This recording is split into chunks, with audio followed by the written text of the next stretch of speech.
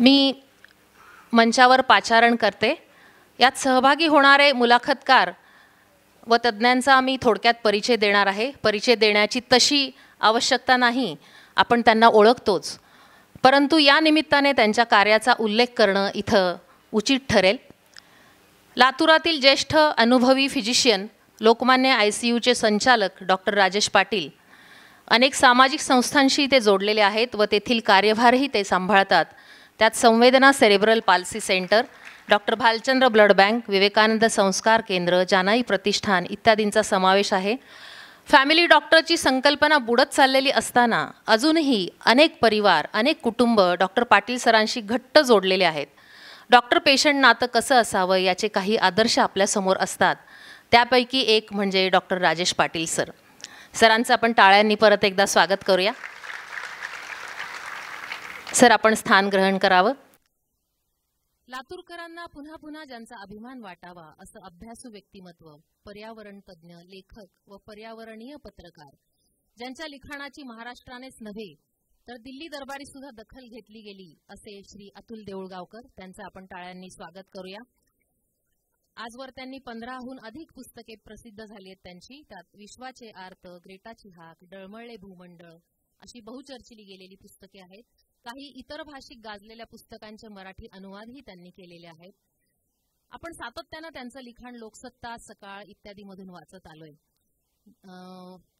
त्यांच्या लिखाणास्तव अनेक सन्मानही त्यांना मिळालेले आहेत. साऱ्यांचा उल्लेख केलेला त्यांना कदाचित रुचणार नाही, तरी त्यांची क्षमा मागून श्रोत्यांसाठी काही गोष्टी मी उद्धृत करू इच्छिते.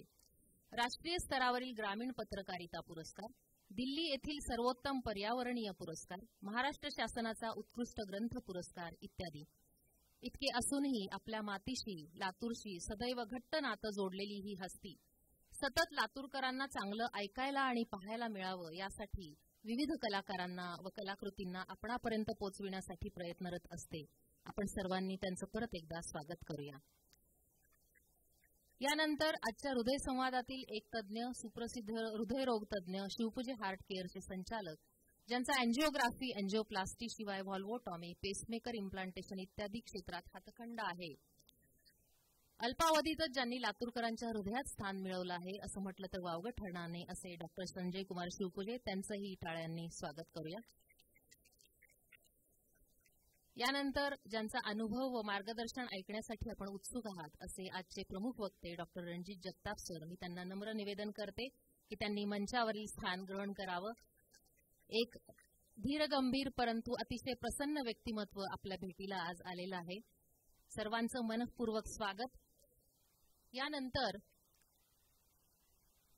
1 मिनिटासाठी सन्माननीय व्यासपीठाची मी क्षमा मागून मुलाखत सुरू होण्यापूर्वीच या कार्यक्रमाच्या आभार प्रदर्शनाची औपचारिक जबाबदारी पार पाडते आहे. हा कार्यक्रम घेण्यासाठी सर्वप्रथम डॉक्टर जगताप सरांनी अत्यंत व्यस्ततेतूनही येण्यास होकार दिला, नव्हे तर लातूरकरांच्या भेटीस येण्याची मनीषा व्यक्त केली. त्यासाठी समस्त लातूरकरांच्या वतीने मी त्यांचे ऋण व्यक्त करते. कुठल्याही सामाजिक कार्यासाठी सदैव आमच्या पाठीशी असलेले, आपल्याला हक्काने बोलवता येते असे आपल्या सर्वांचे नेते माननीय दिलीपरावजी देशमुख, त्यांनी क्षणाचाही विलंब न लावता या चर्चासत्राचे उद्घाटक म्हणून निमंत्रण स्वीकारलं. त्यांच्या स्नेहात व ऋणातच आम्ही राहू इच्छितो. ही मुलाखत वजा चर्चासत्र अत्यंत माहितीपूर्ण असणार आहे. ते अधिक रंगतदार व्हावं म्हणून ज्यांनी अभ्यासपूर्वक नियोजन केलं आहे ते डॉक्टर राजेश पाटील व श्री अतुलजी यांचे आयोजकांच्या वतीने मनःपूर्वक धन्यवाद.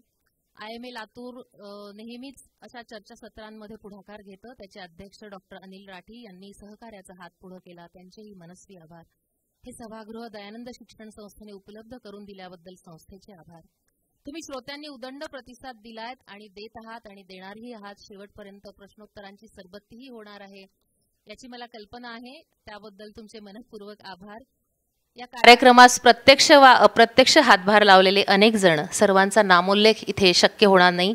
शिवपूजे हार्ट केअरचा कर्मचारी वृंद, जानाईचे पदाधिकारी, या व्यासपीठाच्या व्यवस्थेतील सर्व लाईट्स, साऊंड्स, इतर स्टाफ व श्री शिरीष कुलकर्णी व त्यांचा स्टाफ, सर्वांचे मनःपूर्वक आभार. आपण चर्चासत्रास व मुलाखतीस सुरुवात करूया. धन्यवाद.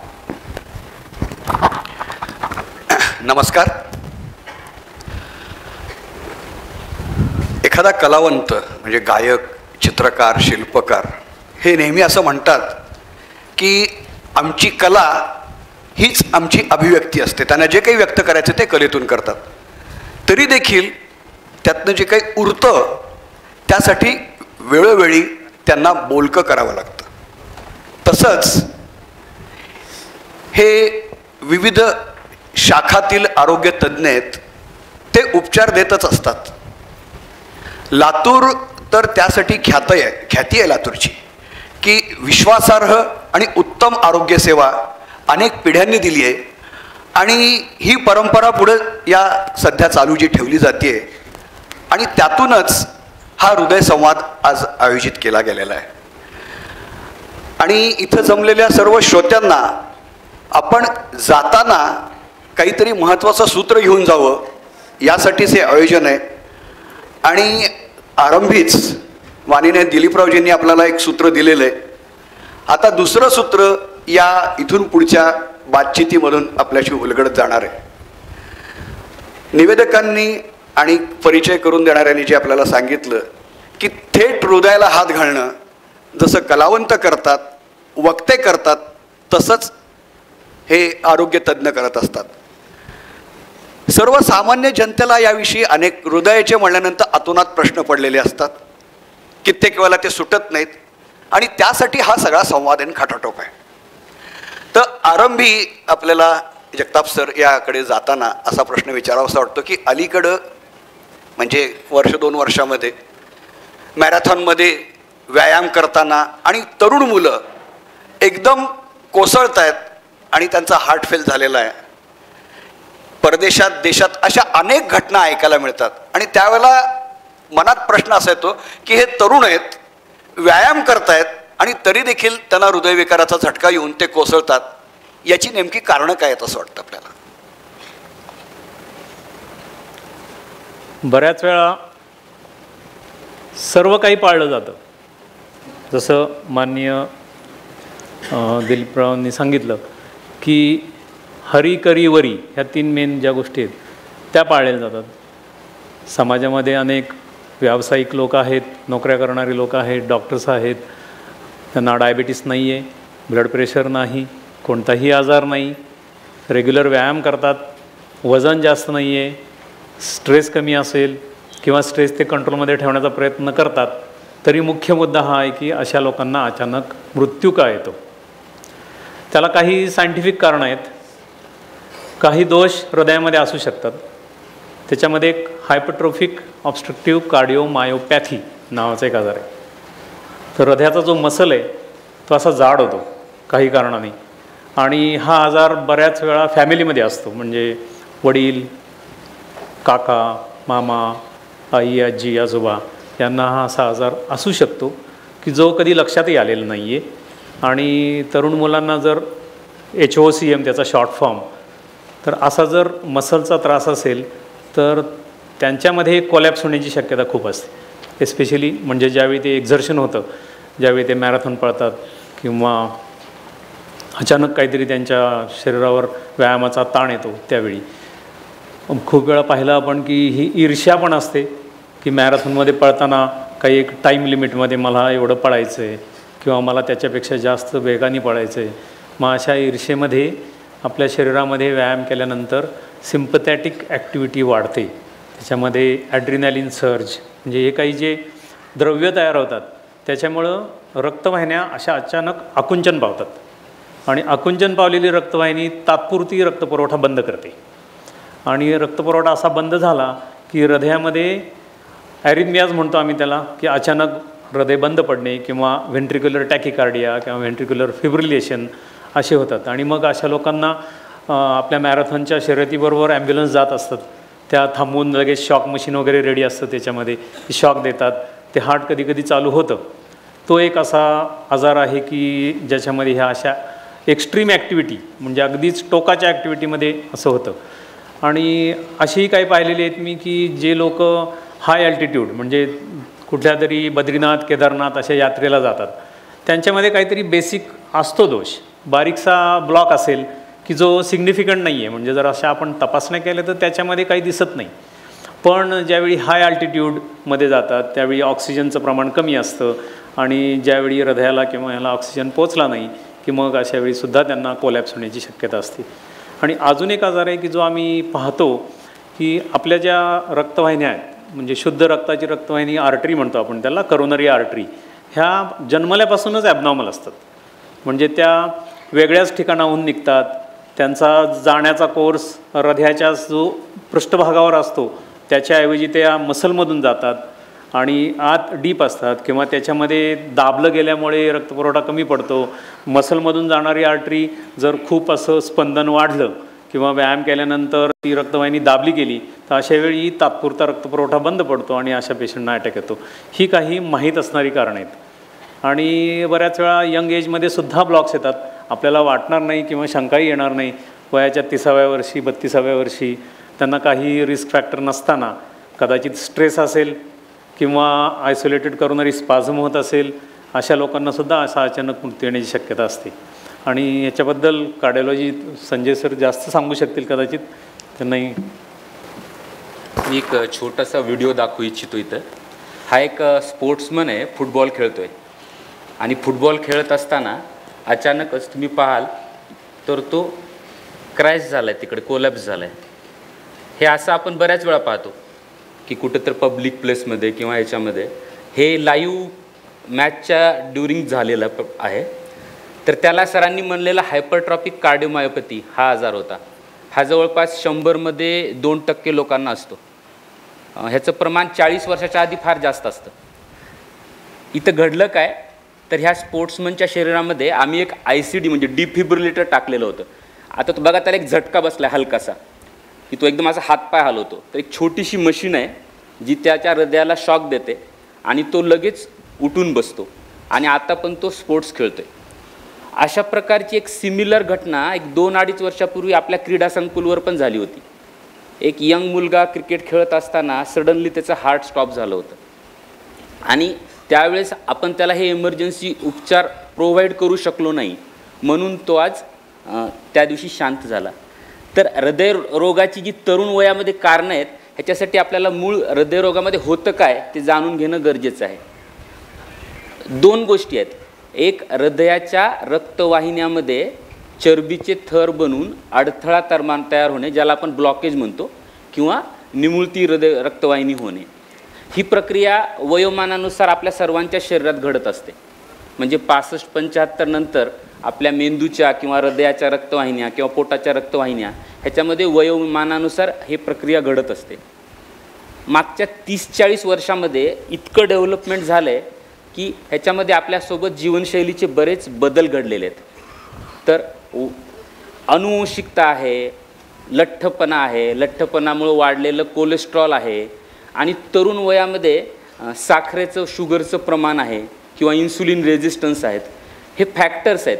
हे 10-12 फॅक्टर आहेत की जे आपल्याला कॉन्ट्रीब्यूट करतात ज्याच्यामुळे आपल्याला हृदयविकाराचा झटका येतो. जो आजार 75 आणि 85 वर्षाला वयोमानानुसार व्हायला हवा त्या प्रत्येक फॅक्टरसोबत तो 5-10 वर्ष लवकर होतो. आमच्याकडे एक बँक कर्मचारी येतात, ते बसून असतात. त्यांच्या आईबाबांना जसं सरांनी दिलीपराव साहेबांनी सांगितलं की त्यांच्या आईबाबांचं काकांचं बायपास सर्जरी झालेलं आहे, त्यांना स्वतःला डायबिटीज आहे, त्यांना हायपरटेन्शन आहे आणि रोजचं व्यायाम नसतो. म्हणजे 3-4 फॅक्टर झाली.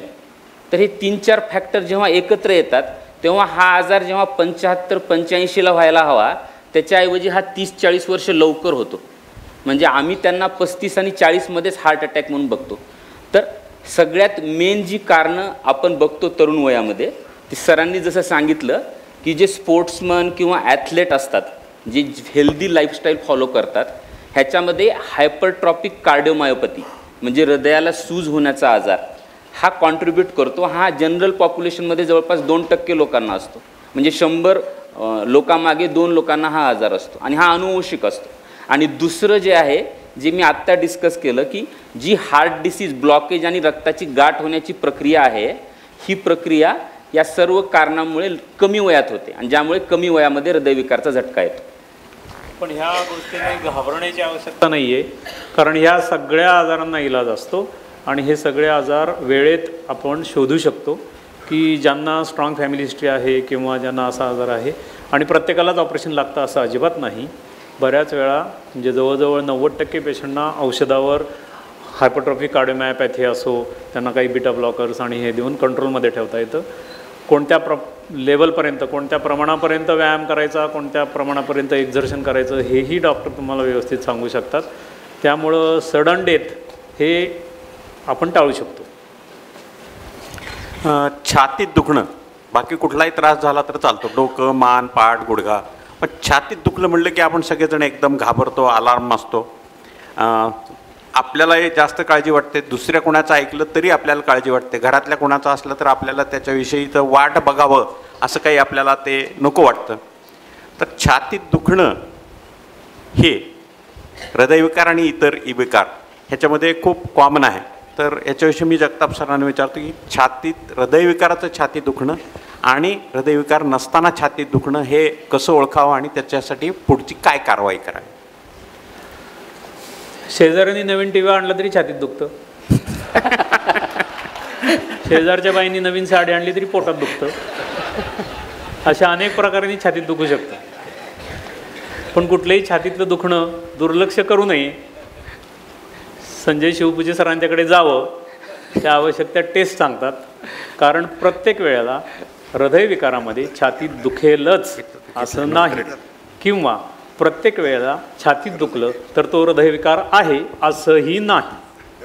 ॲसिडिटीनं दुखू शकतं, मसल पेन असू शकतं, बऱ्याच वेळा व्हिटॅमिन डिफिशियन्सीज असतात, व्हिटॅमिन B12 कमी आहे, D3 कमी आहे. बऱ्याच वेळा हे टू व्हीलर चालवणारे लोक तुफानी वेगानं चालवत असतात, आपल्या रस्त्यांमध्ये खड्डे असतात, स्पीड ब्रेकर असतो, दणका बसला की कुठला तरी स्नायू ताणला जातो, दुखतो, आणि मग ते दुखणं राहतं बऱ्याच वेळा. कारण रिपीटेड इंजुरी, परत परत परत परत तीच इंजुरी झाली की ते छातीत दुखतच राहतं. म्हणून लगेच डॉक्टरांच्याकडे जाऊन घाबरून मला आता अटॅक येतो आहे की काय असं अजिबात मनात आणू नका. तर अशावेळी जर तुम्हाला अजून काही रिस्क फॅक्टर असतील, म्हणजे काय तर risk risk risk risk factor हे बद्दल भरपूर वेळा आपण तेच बोलतो, पण फॅमिली हिस्ट्री, डायबिटीस, हायपरटेन्शन, नंतर वजन खूप जास्त आहे तुमचं, तुम्ही खूप नुसता कट कट कट आणि सोलापूरची शेंगदाण्याची चटणी खूप खाता, ऑइलचा प्रमाण तुमच्या जेवणामध्ये खूप आहे आणि व्यायाम अजिबात करत नाही, बैठं जेवण आहे, अशा वेळी जर छातीत दुखलं तर थोडंसं एक अलार्म वाजतो, तो एक हार्ट आपल्याला काहीतरी वॉर्निंग देतं आहे. आणि अशा वेळी मग काय टेस्ट करायच्या काय नाही करायचे ते तुम्हाला शिवपूजे सर सांगतील. कारण हा सगळा तुमच्या जवळच्या डॉक्टरांच्याकडे किंवा MD मेडिसिन फिजिशियनकडे किंवा कार्डिओलॉजिस्टकडे ह्या टेस्ट होतात, आणि त्याच्यामध्ये जर हृदयविकार असेल तर काही शंका येतात, मगच पुढच्या टेस्ट. तर हे सगळं सविस्तर तुम्हाला सांगतील. पण प्रत्येक हृदयाचं दुखणं छातीत दुखण्यानेच प्रेझेंट होतं असं नाही. कधी कधी गळा दुखतो, कधी कधी जीव घाबरा झाल्यासारखं वाटतं, कधी धडधड होते, कधी छातीवर कोणीतरी बसलं आहे असं वाटतं, कधी आपल्या मित्र मागून छाती आपलं मिठी मारतो तसं छाती आवळल्यासारखे वाटते. तर हे सगळे लक्षणं हृदयविकाराचे असू शकतात, फक्त दुर्लक्ष नाही करायचं, एवढं महत्त्वाचं आहे. तर सर सांगतील तो. सरांनी जसं सांगितलं ते प्रत्येक छातीतलं दुखणं हे हृदयाचं नसतं. सायंटिफिकली जर बघितलं तर आपण जर 100 रुग्ण बघितले छातीत दुखण्याचे तर त्याच्यातले 5-10पेक्षा कमीच हृदयविकाराचे लक्षणं असतात. 80 ते 90% वेळा हे कुठंतरी पित्ताचं असतं, किंवा सरांनी जसं सांगितलं तसं मस्क्युलोस्केलेटन म्हणजे हाडाचं किंवा स्नायूचं असतं. मग आपण ठरवायचं कसं की आपल्याला हे दुखणं हृदयाचं आहे का नाही. मग आम्ही कसं ठरवतो तर आत्ता मी जी स्लाईड दाखवली मी ती परत एकदा तुम्हाला कॉन्सन्ट्रेट करायला सांगतो की आम्ही पहिल्यांदा कुणी पण छातीत दुखलं असं म्हणलं ना तर काय बघतो तर आपण ही सगळी रिस्क फॅक्टर बघतो की आपल्याला हृदयरोग होण्याची जोखीम किती आहे. जर आपल्या घरामध्ये फॅमिलीमध्ये शुगर किंवा हार्टचे ऑपरेशन झाल्याची हिस्ट्री आहे तर आपली रिस्क वाढलेली असते. मग दुसरे लक्षणामध्ये असं काय असतं, आता आपण रोजचं काही व्यायाम करतो, समजा एक 4 ते 5 राऊंड क्रीडा संकुलला मारतो, किंवा रोजची डेली ॲक्टिव्हिटी असते, एक 2-3 मजले आपण ऑफिसमध्ये किंवा कोर्टामध्ये चढून जातो. अशा सिच्युएशनमध्ये आपल्याला कधी लक्षणं जाणवत नाही आहेत, पण अचानक कधी एखाद्या दिवशी आपण आपल्या वयाच्या मित्रांसोबत फिरताना आपण मागं पडतो आहे, आपल्याला थोडा जडपणा वाटतो आहे छातीला किंवा डाव्या हाताला, किंवा आपण जे 2-3 मजले आधी व्यवस्थित चालू शकायचो आज ते चालताना आपल्याला थोडीशी तकलीफ होती आहे, थोडं घाम येतो आहे किंवा धाप लागते. ही लक्षणं आम्ही हृदयाची समजतो.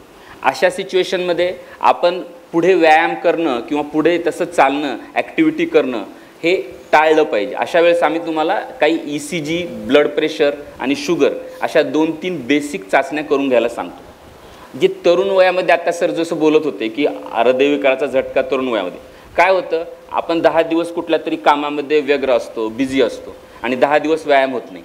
मग 11व्या दिवशी उठून आपण एकदमच 10 दिवसाचा एकदाच व्यायाम करायला जातो. ह्या ज्या प्रक्रिया, जेव्हा आपण रोज 2-3 मजले चढतोय आणि एखाद्या दिवशी 5-7 मजले एकदमच चढून गेलो किंवा कधीतरी देवाला नवस केलेला असतो आणि मग इथून रोज न चालणारा मनुष्य ते नवस फेडण्यासाठी एक 50-100 परिक्रमा करतो. हे फार कॉमन आहे. हे नॉर्मल माणसाला काहीच होत नाही. म्हणजे तुम्ही आम्ही जर असं करायला तर काहीच होत नाही.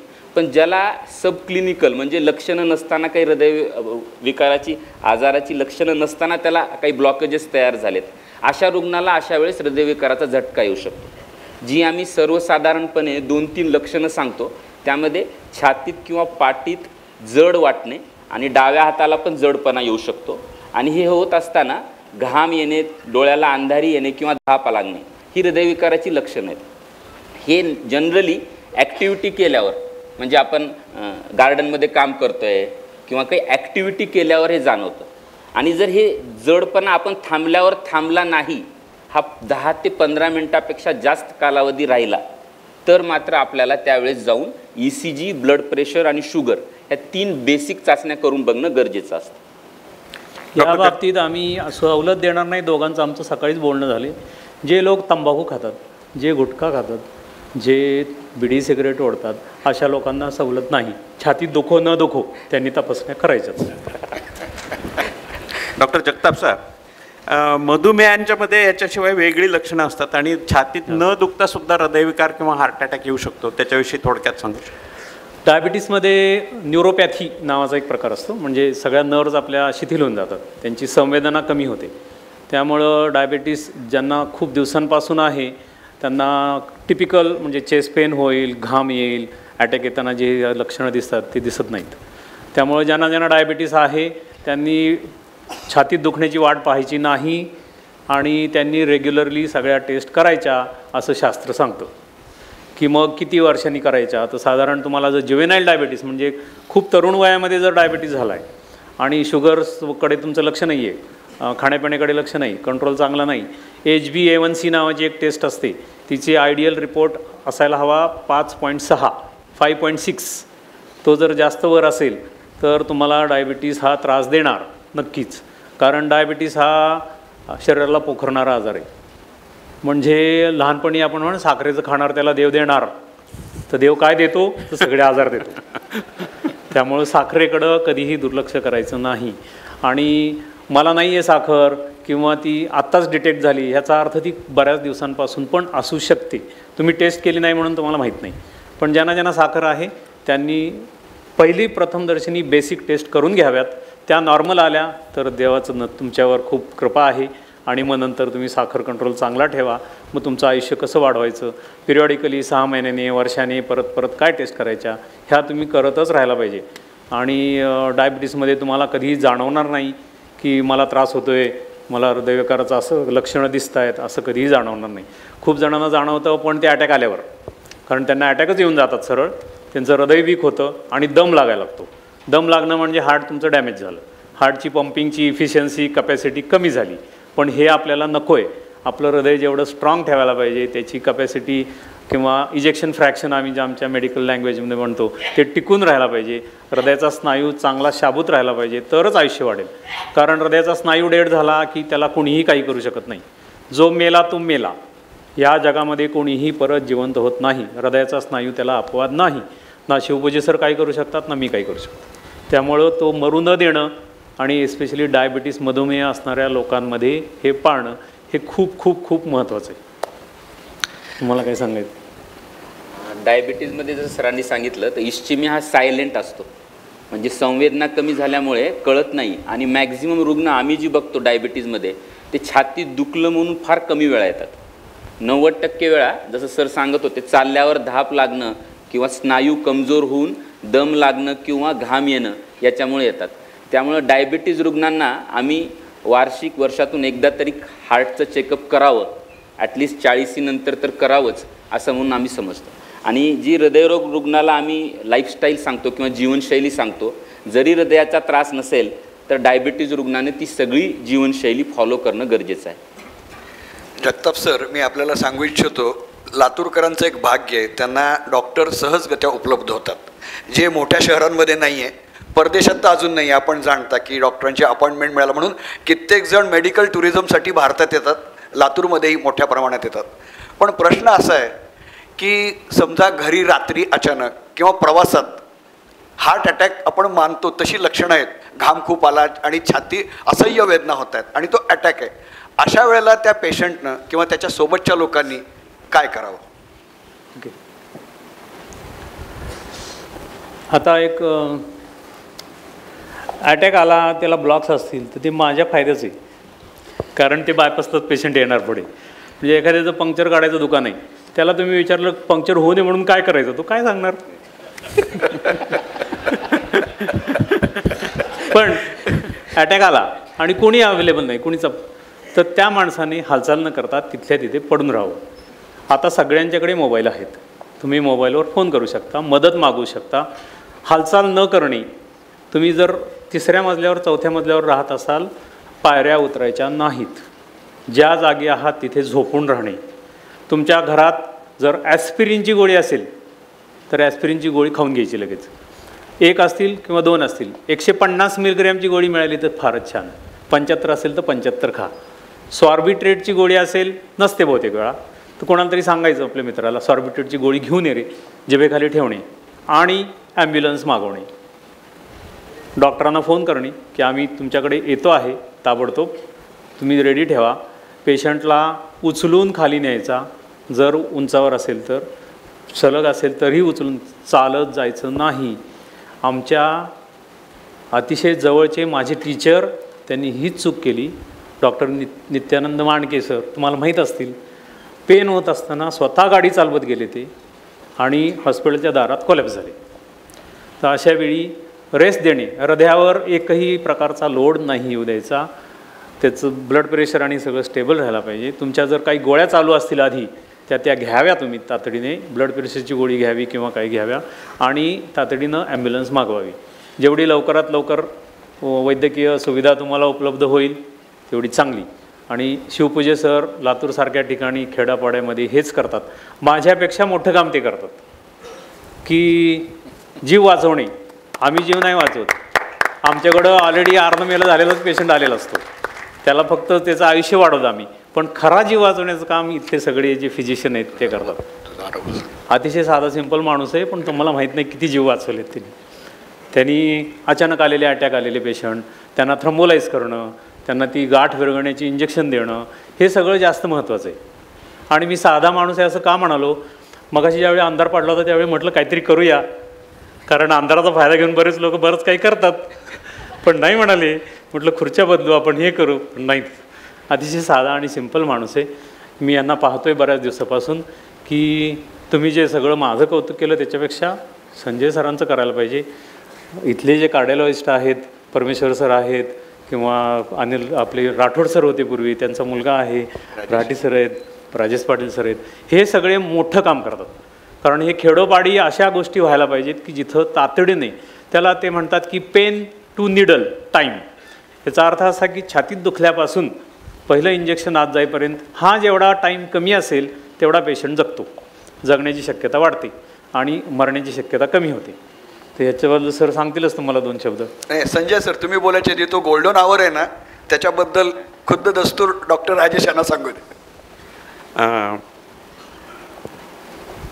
मी सकाळी एके दिवशी आंघोळ झाल्याबरोबर मला छातीत दुखलं. मी आधी लगेच तिथं झोपलो माझ्या घरी, माझ्या असिस्टंटला बोलवलं, ECG काढून घेतला, मीच बघितलं, त्याच्यात क्लिअर कट हार्ट अटॅकचे चेंजेस होते. त्याच्यात 5 मिनिट आधीपर्यंत मला काहीही त्रास नव्हता.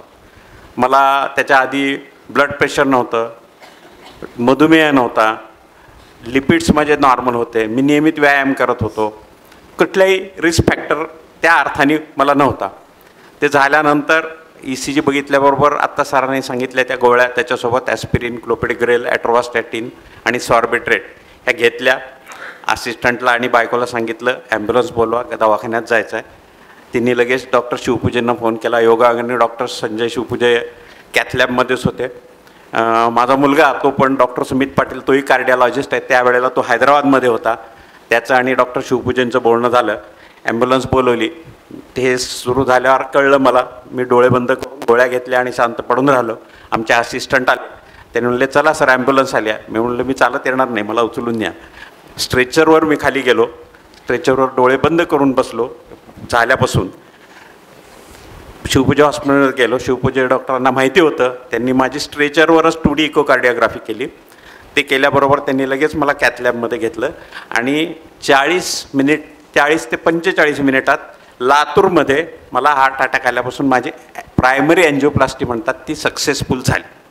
त्याच्यानंतरपासून आजपर्यंत मला पुन्हा काहीही त्रास नाही. 1 वर्षानंतरच्या ज्या सगळ्या तपासण्या होत्या त्या केल्या.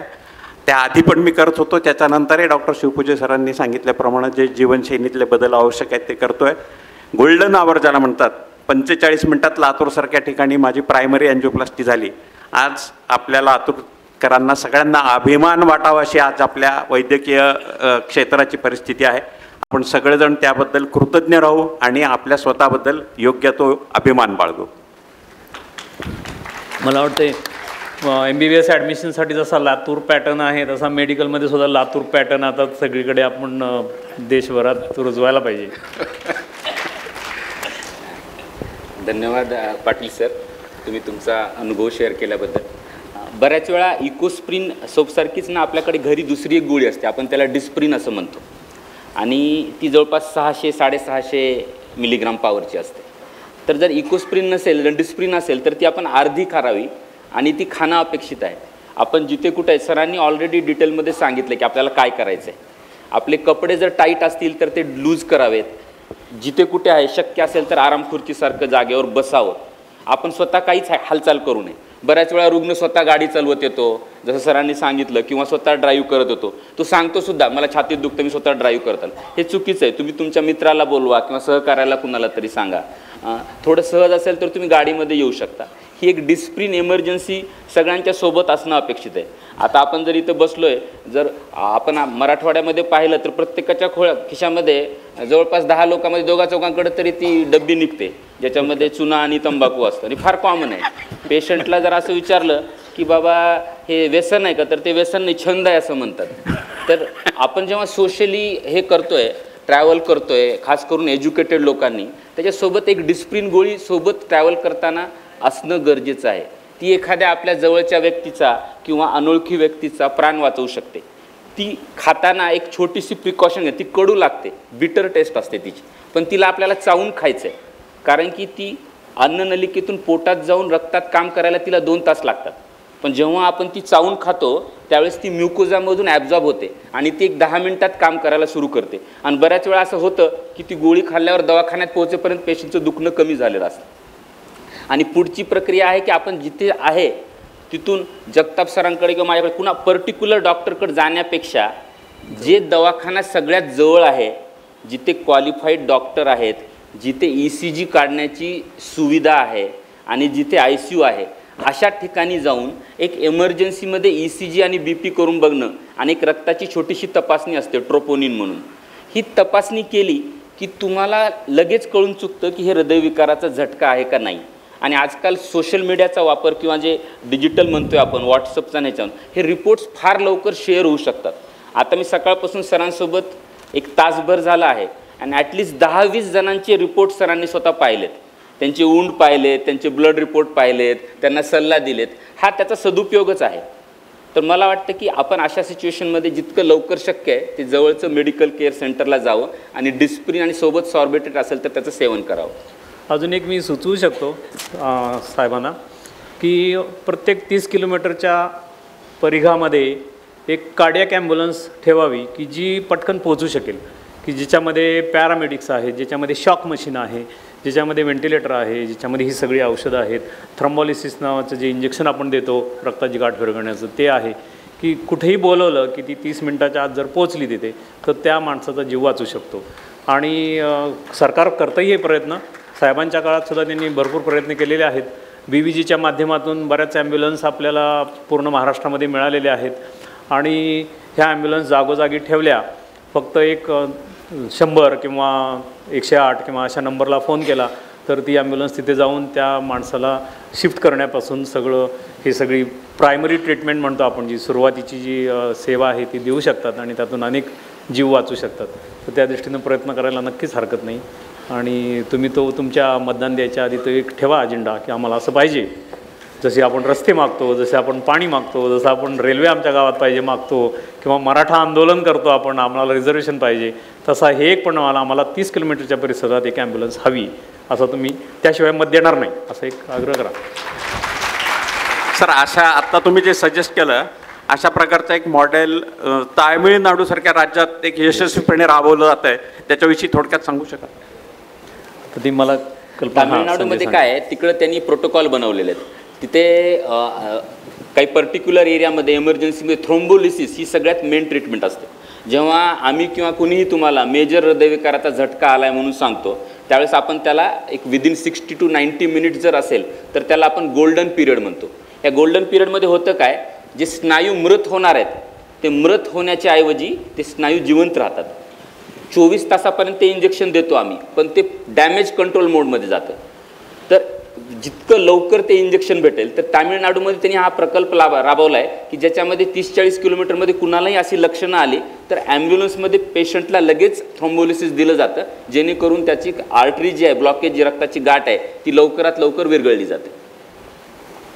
हृदयविकार आहे असं जेव्हा शंका येते किंवा त्याची चाचणी करायची आहे, तर आपण हृदयविकार आहे हे कन्फर्म करण्यासाठी किंवा त्याची नाही ह्याची खात्री करण्यासाठी काय बेसिक तपासण्या करायला पाहिजे? हृदयविकार आहे का नाही यासाठी सर्वात बेसिक चाचण्या मी परत एकदा कन्सोलिडेट करू इच्छितो की आपण रिस्क फॅक्टर हे नेहमी बॅक ऑफ माइंड ठेवतो. कुणाचाही आजार लक्षणं जाणण्याच्या आधी आपण बघतो की त्याला रिस्क फॅक्टर किती आहेत. 3पेक्षा जास्त रिस्क फॅक्टर आहे तर हाय रिस्क पेशंट झालं. त्यानंतर आपण काही बेसिक ECG काढून बघतो. ECG म्हणजे छातीची पट्टी आहे, ज्याच्यामध्ये आपल्याला हृदयामध्ये गती किती आहे ते कळतं, हार्ट अटॅक आला आहे का कळतं. जर ECG नॉर्मल असेल तर सगळ्यात महत्त्वाची टेस्ट असते ती असते स्ट्रेस टेस्ट किंवा पट्ट्यावर पळण्याची तपासणी, ज्याच्यामध्ये आपण सायंटिफिकली आपण रोज एक्झरसाईज करत असतो. बरेच जण मला म्हणतात की आम्ही रोज व्यायाम करतो, मग आम्ही स्ट्रेस टेस्ट का करावी, मला व्यायाम करताना काही त्रास होत नाही. तर स्ट्रेस टेस्ट म्हणजे हे एक सायंटिफिकली ऑर्गनाइज मॅनरने आपण करतो. तुमच्या हृदयावर टप्प्याटप्प्याने ताण वाढवतो आपण आणि तो जवळपास आता आपण बसलोय तर आपल्या शरीराला जी गरज आहे ह्याच्या 10 ते 15 पटीनं आपण हृदयावर ताण देऊन बघतो आणि त्यावेळेस शरीरामध्ये हृदयाचे ठोके किती पडतात, त्याची गती किती आहे, त्याचं ब्लड प्रेशर किती आहे आणि ECGमध्ये काही बदल येतात का हे आपण बघतो. जेव्हा आम्ही असं सांगतो की स्ट्रेस टेस्ट पॉझिटिव्ह आहे म्हणजे तुमचं पट्ट्यावर पळण्याची टेस्ट पॉझिटिव्ह आहे, त्याचा साध्या भाषेत अर्थ असा आहे की तुमच्या हृदयाला आम्ही ताण देऊन बघितला आणि तुमचं हृदय ताण सहन करू शकत नाही. मग ह्याची बरीच कारणं असतात, पण सर्वसाधारणपणे जर तुमचं हिमोग्लोबिन नॉर्मल आहे, रक्त नॉर्मल आहे, तुमचं ब्लड प्रेशर शुगर नॉर्मल आहे, तर याच्यामध्ये आम्ही असं म्हणतो की तुम्हाला हृदयाच्या रक्तवाहिन्यामध्ये काही ब्लॉकेज झाल्याची किंवा हृदयविकार असल्याची लक्षणं आहेत असं आपल्याला समजतं. आता ही लक्षणं आहेत हे समजलं, त्यानंतर काय असा प्रश्न येतो, मग कधी अँजिओप्लास्टी केली जाते आणि कधी बायपास सर्जरी. हा निर्णय तुम्ही कसा घेता आणि त्या अँजिओप्लास्टीमध्ये ते जे काय स्टेंट्स टाकले जातात ते भारतीय असावेत का परदेशी असावेत याचा निर्णय कोणी घ्यावा आणि कसा घ्यावा? फार चांगला प्रश्न आहे आणि एकाच प्रश्नामध्ये 4-5 प्रश्न विचारलेत. सर्वप्रथम जेव्हा तुम्हाला हृदयविकाराचा झटका येतो, हार्ट अटॅक म्हणजे तुमच्या ECGमध्ये बदल आहेत, तुमचं दुखणं चालू आहे आणि तुमच्या रक्तामध्ये ट्रोपोनिन वाढलेलं आहे. ह्या 3 गोष्टी जर असतील तर आम्ही अँजिओग्राफी तुम्हाला विदिन स्पॅन ऑफ 12 ते 24 तासात लगेच करून घ्या म्हणून सल्ला देतो. जेव्हा तुमचं स्ट्रेस टेस्ट पॉझिटिव्ह असतं, TMT पॉझिटिव्ह, त्यावेळेस तुम्हाला हार्ट अटॅक आलेला नसतो. आम्ही असं सांगतोय की तुमच्या हृदयामध्ये काही ब्लॉकेज तयार झाले ज्याच्यामुळे तुम्हाला त्रास होतोय, पण तुम्हाला अटॅक आलेला नाही आहे.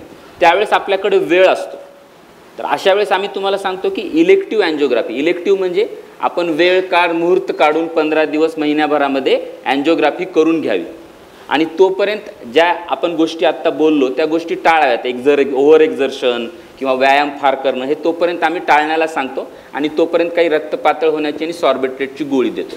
मग जेव्हा अँजिओग्राफी आपण करतो त्यावेळेस नेमकं काय करत असतो, तर अँजिओग्राफी म्हणजे एक उपचार प्रणाली नाही आहे, ती तपासणी आहे, ज्याच्यामध्ये आपल्याला कळतं की हृदयाच्या रक्तवाहिन्यामध्ये काही ब्लॉकेज आहेत का.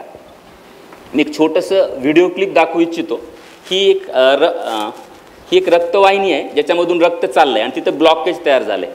तर हातामधून किंवा पायामधून, आजकाल आम्ही 99% वेळा हातामधूनच जातो, हाताच्या नसा लहान असतील तरच पायानं जातो. आपण बारीकशी अशी एक सुई टाकतो, आपल्या जुन्या काळच्या ज्या रिफिल राहायच्या ना त्याच्यापेक्षा पण बारीक असते ती, आणि त्याच्यातून आपण एक प्लास्टिकची ट्यूब पास करतो जी आपल्या हृदयापर्यंत जाते. आत्ता त्या हातामधल्या नसमध्ये आम्ही एक कॅथेटर पास केलं आहे प्लास्टिकचं, ती रेडियल आर्टरी आपल्या हाताची जी नस बघतो ती आहे, तिथून आपण आता कोपऱ्यापर्यंत आलो आहे आणि असं करत करत खांद्यापासून आपण हृदयापर्यंत जातो. आणि हृदयापर्यंत गेल्यानंतर हृदयाच्या ज्या मेन 3 रक्तवाहिन्या आहेत त्या रक्तवाहिन्यामध्ये आपण एक औषध टाकून बघतो की याच्यामध्ये काही ब्लॉकेज आहे का. हे रेडिओ ओपेक कॉन्ट्रास्ट असतो, हा आयोडिनेटेड कॉन्ट्रास्ट असतो. हे असं काहीतरी चित्र दिसतं तुम्हाला अँजिओग्राफीच्या शेवटी. ह्याच्यामध्ये आपल्याला कळतं की काही ब्लॉकेजेस आहेत का किंवा काही रक्ताची गाठ आहे का. तर सर जसं तुम्ही विचारत होतात की ह्याच्यामध्ये आपण हे कसं ठरवतो की ह्या पेशंटला अँजिओप्लास्टी लागणार आहे का बायपास सर्जरी लागणार आहे, तर त्याला जी ब्लॉकेजेस आहेत ते किती आहेत आणि कोणत्या रक्तवाहिनीमध्ये आहे त्याच्यावरून आम्ही ठरवतो की त्याला अँजिओप्लास्टी करावी का बायपासच करावी. म्हणजे 3 मेन रक्तवाहिन्या असतात, उजवीकडे एक राईट करोनरी आर्टरी आणि डावीकडे 2. तर या 3 पैकी 1 किंवा 2 रक्तवाहिनीमध्ये जर तुम्हाला 90% किंवा त्याच्यापेक्षा जास्त ब्लॉक असेल तर आम्ही त्याला अँजिओप्लास्टी करण्याचा सल्ला देतो.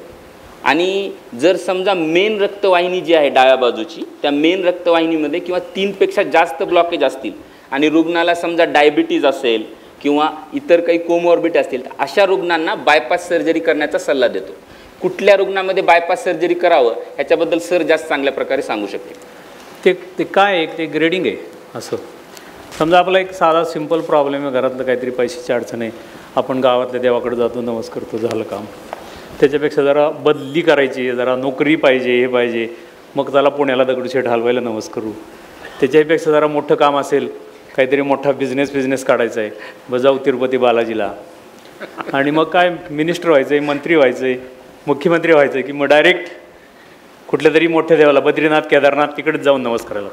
तसं ह्या ग्रेड्स आहेत सगळ्या, मेडिसिन्स, अँजिओप्लास्टी आणि बायपास किंवा काहीच नाही.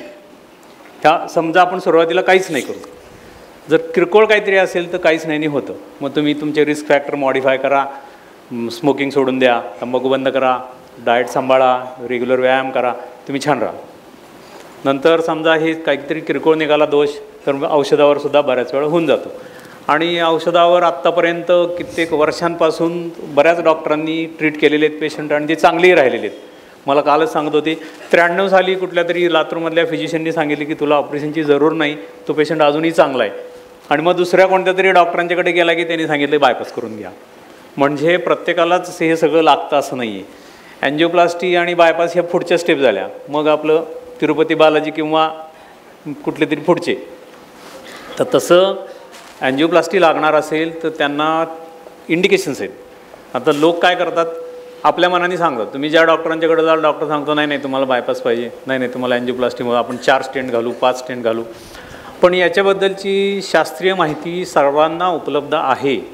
जगभरातले हजारो कार्डिओलॉजिस्ट, हजारो कार्डियाक सर्जन्स एकत्र येतात. तुम्हाला इथे ब्लॉक आहे, तिथे ब्लॉक आहे, तिथे ब्लॉक आहे, तर काय करायला पाहिजे याच्या गाईडलाईन्स ठरवतात. त्या युरोपियन गाईडलाईन्स असतील किंवा अमेरिकन गाईडलाईन्स असतील, तर इंडियामध्ये हे गाईडलाईन्स करण्याचं काम चालू आहे. पण ह्या गाईडलाईन्स तुम्हाला नेटवर किंवा कुठल्याही याच्यामध्ये उपलब्ध आहेत. तुम्हाला काय ब्लॉक आहेत, तर ह्या आर्टरीमध्ये ब्लॉक आहे, म्हणजे ही LED नावाच्या आर्टरीमध्ये तुम्हाला ब्लॉक आहे, किती आहे 50%. मग ह्याच्यासाठी कोणती ट्रीटमेंट योग्य आहे ते तिथं सांगतं लगेच की तुम्हाला हे मेडिसिन्सवर होऊन जाईल. तुम्ही हे मेडिसिन्स घ्या, दरवर्षी फॉलोअप करा. तुमचा ब्लॉक दुर्दैवाने वाढला तर पुढं काहीतरी करता येईल. मग हे सगळ्या गाईडलाईन्सप्रमाणे आपल्याला ती माहिती मिळू शकते. आणि नसेल माहिती मिळत तर शिवपूजे सरांसारखे तुम्हाला गाईड करतात की तुम्हाला काही जरूर नाही आहे. मी सुद्धा खूपशे पेशंट परत पाठवून देतो. तुम्हाला कोणी सांगितलं बायपास, तुम्हाला जरूरच नाही आहे बायपासची, तुम्ही हे पाळा, 5 वर्ष 6 वर्ष 10 वर्ष ते चांगले राहतात. ज्यावेळी वेळ येईल त्यावेळी बघू आपण काय करायचं. त्यामुळं अँजिओप्लास्टी करण्याच्या पर्टिक्युलर इंडिकेशन्स आहेत. डिस्क्रीट ब्लॉक, असा टाईट ब्लॉक आहे ज्याच्यामुळे अँजायना होतो, पेशंटला त्रास होतो, हार्ट अटॅक येण्याची शक्यता जास्त आहे आणि गोळ्या औषधांनी त्याचे सिम्पटम्स जात नाही आहेत, मग अशांना अँजिओप्लास्टी करायची. आणि बायपास कोणाला करायचा की ज्यांचे ब्लॉक अँजिओप्लास्टी करण्यासारखे नाही आहेत, जे हार्ड झालेले आहेत, रक्तवाहिन्या छोट्या आहेत, असे फाट्यावरचे ब्लॉक आहेत किंवा लॉंग सेगमेंट ब्लॉक आहे, एका जागी मर्यादित नाही आहे, तो लांबच्या लांब ब्लॉक आहे आणि रक्तवाहिन्या खूप छोट्या आहेत की जिथे मोठ्या साईजचा स्टेंट बसवता येणार नाही आणि अशा पेशंटला त्रासही होतो आहे, मग अशा पेशंटना बायपास लागतो. ते साधारणपणे ह्या गाईडलाईन्स ठरलेल्या असतात. कुणीही विचारलं तर आम्ही पण ती माहिती देऊ शकतो तुम्हाला. ऑनलाईन गेलात तर अँजिओप्लास्टी वर्सेस बायपास असं तुम्ही टाईप करायचं आणि त्या नेटवर मग भरपूर स्टडीज येतात असे की त्याच्यातलं फायदे तोटे, मृत्यूची शक्यता किती, तुम्हाला फायदा किती होणार, परत रिब्लॉक कधी येणार, हे सगळं त्यात येतं. हे तुम्ही पडायचं. आता सगळ्या मोबाईलमुळे सोपं झालं आहे. अँजिओप्लास्टी किंवा बायपास सर्जरी झाल्यानंतर त्या रक्तवाहिन्या पुन्हा बंद पडू शकतात का किंवा नव्याने ब्लॉकेजेस तयार होऊ शकतात का? त्याच्यासाठी काय काळजी घ्यावी लागते आणि काय करावं? नवी कोरी गाडी तुमच्या हातात दिलेली आहे, तुम्ही ती वापरून तिच्यामध्ये काहीतरी बिघाड झाला आहे. तो बिघाड इतका आहे की तो बायपाससाठी माझ्याकडे आला. मी ती नीट करून दिली तुम्हाला, गाडी व्यवस्थित रोडवर आणून दिली. ती आता कशी चालवायची परत त्यात बिघाड होणे म्हणून काय करायचं हे तुमच्या हातात आहे.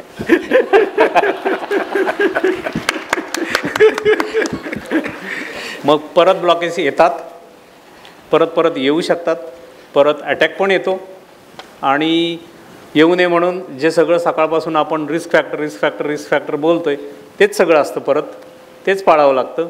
जास्त काळजी घ्यावी लागते. पण बायपास केल्यामुळं तुमच्यावर बंधनं येतात आणि मला हे करायचं नाही ते करायचं नाही, हे पूर्णपणे चुकीचं आहे. तुम्ही इतर लोकांसारखे नॉर्मल होऊ शकता, कारण तुम्हाला ज्या गोष्टी पाळायच्या आहेत त्या नॉर्मल माणसांनीही पाळायच्या असतात त्यांना होऊ नये म्हणून. त्यामुळे तुम्ही वेगळे नाही. तुम्हाला कष्ट करणे, शेतात कामं करणे, मला तर म्हणतात लोक की आम्ही 2 व्हीलर चालवू का? आम्ही म्हणतो 2 व्हीलर काय, ट्रक पण चालवा, ट्रॅक्टर पण चालवा आणि विमान असेल तर विमान पण चालवा. त्यामुळं काहीही बंधनं येत नाहीत. तर नंतरच्या पाळायच्या गोष्टी ह्याच सगळ्या. त्यातल्या त्यात जरासा फ्रिक्वेंटली चेकअप लागतो. मधून सगळे आपण बसवलेल्या नवीन जे चॅनल्स आहेत, नवीन पाईपलाईन्स आहेत, त्या नीट चालल्यात का हे बघण्यासाठी टेस्ट करतो आम्ही. वर्षातून 2 वर्षातून एको टेस्ट असेल आणि अगदीच काही असं शंका वाटली तर परत अँजिओग्राफी, ह्या टेस्ट करत असतो. त्याच्यामध्ये आता नवीन प्रकार आलेत. CT स्कॅन अँजिओग्राफी आली, MRI अँजिओग्राफी आली. प्रत्येक वेळेला हे हातात सुई टोचणं किंवा मांडीत सुई टोचणं नाही करावं लागत. तुम्ही वॉक इन OPD बेसिसवर जाऊ शकता, 15 मिनटात अँजिओग्राफी होऊन बाहेर येऊ शकता. त्यामुळं ह्या पिरियॉडिकली टेस्ट करायचे असतात. काही लोक टेस्टही करत नाहीत, असेच ते सगळं चालतं त्यांचं. मग त्यांच्या बायका वगैरे कंप्लेन करत येतात, हे काही पाळत नाहीत, हे तंबाखू खातातच, हे अजून बिडी पितात, चोरून पितात, कपाटामध्ये आंबे ठेवून आंबे खातात, साखर चेक करतात, असते 400 पण सांगतात 40. असे बरेच असतात गोष्टी. पण त्याच्याकडे आपणच लक्ष द्यायचं. आपली काळजी नाही घेतली तर कोण घेणार? जी उपचार प्रणाली आपण डिस्कस करतोय, मेडिकल मॅनेजमेंट आणि अँजिओप्लास्टी आणि बायपास सर्जरी. तर अँजिओप्लास्टी आणि बायपासमध्ये आपण काय करतो? अँजिओप्लास्टीमध्ये जी रक्तवाहिनीमध्ये रक्त खंडित झालं आहे, ते रक्त खंडित झालेला रक्तपुरवठा आपण सुरळीत करतो. आम्ही आहेत तोच रक्तवाहिनी दुरुस्त करतो. आणि सर काय करतात, ती रक्तवाहिनी पूर्ण तोंडापासून शेवटपर्यंत खराब आहे किंवा त्याला जर असं सरांनी सांगितलं की त्याला स्टेंटच बसू शकत नाही किंवा मेन रक्तवाहिनीला त्रास आहे, तर त्याला दुसरी रक्तवाहिनी जोडतात. ह्या पूर्ण प्रक्रियेमध्ये ब्लॉकेज परत होऊ नये ह्याच्यासाठी आम्ही ऑपरेशनमध्ये असं काही करत नाही. हे का बरं झाले ह्याचा आपल्याला विचार करणं फार गरजेचं आहे. आणि ह्याची जी कारणं आहेत जर ती आपण काढली नाहीत, ती कारणं रिमूव्ह केली नाही, ज्याच्यामध्ये वाढलेली शुगर आहे, आणि आपण हे सगळं डिस्कस करताना जो सगळ्यात मेन रिस्क फॅक्टर विसरतोय तो म्हणजे ताणतणाव. कारण की मेंटल स्ट्रेस जो आहे तो अनमेजरेबल आहे. मी तुमचं BP, शुगर, कोलेस्ट्रॉल, थायरॉईड, तुमचं वजन सगळं मोजून सांगू शकतो, तुमची चरबीची जाडी वजून सांगू शकतो, पण तुमचं स्ट्रेस लेवल आपण मोजून सांगू शकत नाही. तर ह्याच्यापैकी कुठल्या फॅक्टर्समुळे तुम्हाला हृदयविकाराचा हा झटका आला, ती सगळी फॅक्टर्स रिमूव्ह करणं गरजेचं असतं. जे आमच्या डे टू डे प्रॅक्टिसमध्ये आम्ही बघतो की मॅक्झिमम पेशंट जे रिस्टिनॉसिस म्हणजे परत ब्लॉकेज घेऊन येतात त्याच्यामध्ये 70-80% वेळा तर हे असतं की बरं वाटलं म्हणून औषधं घेतले नाहीत, 2 दिवस बंद करून बघितली, काहीच झालं नाही, मग पुन्हा महिनाभर बंद केलं, पुन्हा काहीच झालं नाही, मग कशाला चेकअप करायचं म्हणून चेकअप पण केलं नाही आणि 6व्या महिन्यात ॲडमिट झाला. ही फार कॉमन हिस्ट्री आहे. आपल्याला हे सगळी उपचार प्रणाली जी आहे हे आपण डॅमेज कंट्रोल केलं आहे. अँजिओप्लास्टी बायपास सर्जरी करण्याचं मेन ॲडव्हान्टेज काय आहे की तुम्ही शेतामध्ये काम करू इच्छिता, तुम्ही ते करू शकता. तुमच्या वयाच्या माणसाला जी कामं करणं अपेक्षित आहे किंवा जी फिजिकल ॲक्टिव्हिटी करणं अपेक्षित आहे ती सगळी ॲक्टिव्हिटी आपण हे केल्यानंतर जर आपली हार्टची पंपिंग चांगली आहे तर हे सगळं आपण करू शकतो. पण हे परत होऊ नये म्हणून आपल्याला हे सगळे रिस्क फॅक्टर जीवनशैली बदलणं गरजेचं असतं आणि वेळोवेळी तपासण्या करून त्याची जी औषध प्रणाली आहे, उपचार प्रणाली आहे, काही रक्त पातळ होण्याच्या गोळ्या असतात, काही ब्लॉकेज होऊ नये म्हणून गोळ्या असतात, ही औषधं कायमस्वरूपी घ्याव्या लागतात. ह्याचा डोस आम्ही वेळोवेळी ॲडजस्ट करतो. 6 महिन्याला वर्षाला एकदा हे चेक करून त्याचा डोस ॲडजस्ट करून घेणं गरजेचं असतं. पण हे सगळं करून पण 10 वर्षांनी 15 वर्षांनी कधीकधी 20-25 वर्षांनी हा डिसीज परत रिकवर होतो. ह्याला आम्ही डिसीजची नॅचरल हिस्ट्री असं म्हणतो.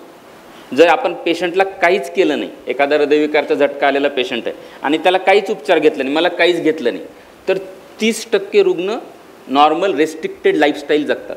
म्हणजे 100 जर असे रुग्ण असतील त्याच्यामधले 25 ते 30 रुग्ण त्यांनी स्वतःला जर ॲक्टिव्हिटीपासून रेस्ट्रिक्ट करून घेतलं, बैठी जीवनशैली फॉलो केली तर ते नॉर्मल आयुष्य जगतात. 70% रुग्णांना कुठल्या प्रकारचे प्रॉब्लेम होतात.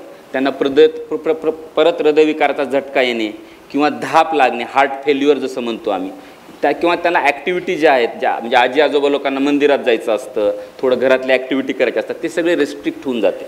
ही उपचार प्रणाली जी आम्ही आत्ता डिस्कस केली ही दिल्यानंतर 94 ते 95% रुग्ण हे नॉर्मल आयुष्य जगतात.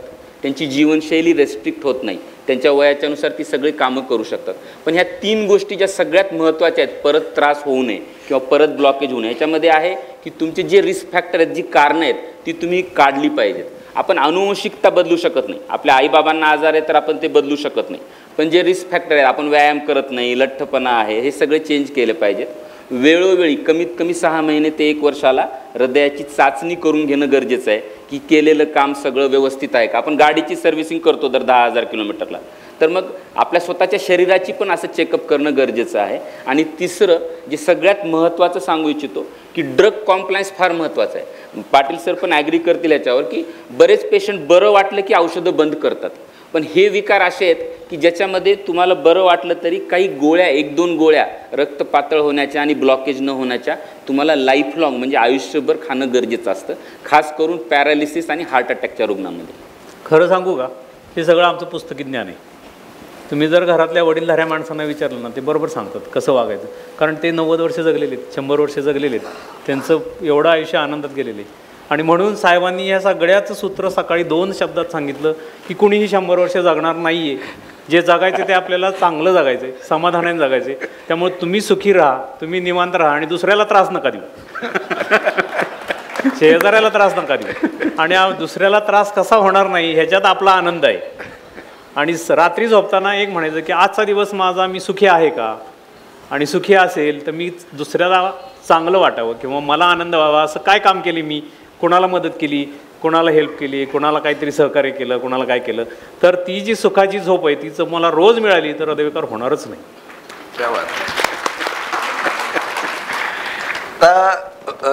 हा हार्ट अटॅक येऊ नये यासाठी जे काही प्रतिबंधक उपाय आपण सांगू शकाल, त्यात काही सर्वसामान्य लोकांमध्ये समज कदाचित बाजारपेठेमुळे असतील, जाहिरातीमुळे असतील, ऑलिव्ह ऑइल वापरा म्हणजे कोलेस्ट्रॉल होणार नाही, तर ते आहारात नेमकं काय असावं. काही जण असा सल्ला देतात रोज 30 ml अल्कोहोल घ्या तुम्हाला चांगलं राहाल, असे वेगवेगळे सल्ले आपल्याकडे रूढ आहेत, तर त्याचं नेमकं काय आहे हे जरा सांगा. आता तुम्ही पुस्तकातलं ह्यांच्याकडून ऐका, मी बाकी सारांश तुम्हाला सांगतो. तर आपण जे तेलाचं प्रमाण आपल्या आहारामध्ये असतं ते सॅच्युरेटेड फॅट आपण अवॉइड करायला सांगतो. म्हणजे तेल बदलत राहावं आणि दर महिन्याला तेच तेल घरात वापरण्यात येऊ नये. जर समजा तुम्हाला बदलायचं नाही तर आम्ही मिक्स करून वापरा म्हणून सांगतो. म्हणजे इंडियन कुकिंग पद्धतीला फिश म्हणजे आपलं जे राईस ब्रॅन ऑइल आहे हे हाय टेम्परेचरला ब्रेक होत नाही. तर राईस ब्रॅन ऑइल चांगलं समजलं, त्याचं कॉस्ट पण जास्त नाही. सर जे बोलले ऑलिव्ह ऑइल ते फार कॉस्टली आहे, मला माहीत नाही किती जणांच्या घरामध्ये ते खातात, त्याचं कॉस्ट फार जास्त आहे आणि आपण कॉस्ट सेन्सिटिव्ह झोनमध्ये काम. तर करडी, सोयाबीन आणि राईस ब्रॅन हे 3 ऑइल आम्ही रोटेट करून वापरा म्हणून सांगतो. किंवा तुम्ही करडी आणि सोयाबीन किंवा राईस ब्रॅन मिक्स करून पण वापरू शकता. आणि प्रत्येक माणसाला एक पाऊण किलो ते 1 किलोच्या वर महिन्याला तेल लागलं नाही पाहिजे, एवढी त्याची शरीराची गरज आहे, तेवढी त्याच्यावर भागली पाहिजे. ऑलिव्ह ऑइल सॅलडवर किंवा चपातीला किंवा पराठ्याला वापरायला आम्ही सल्ला देतो. अल्कोहोलबद्दल सांगायचं म्हणलं तर दारू ही सर्व प्रकारे चांगली समजली जातच नाही.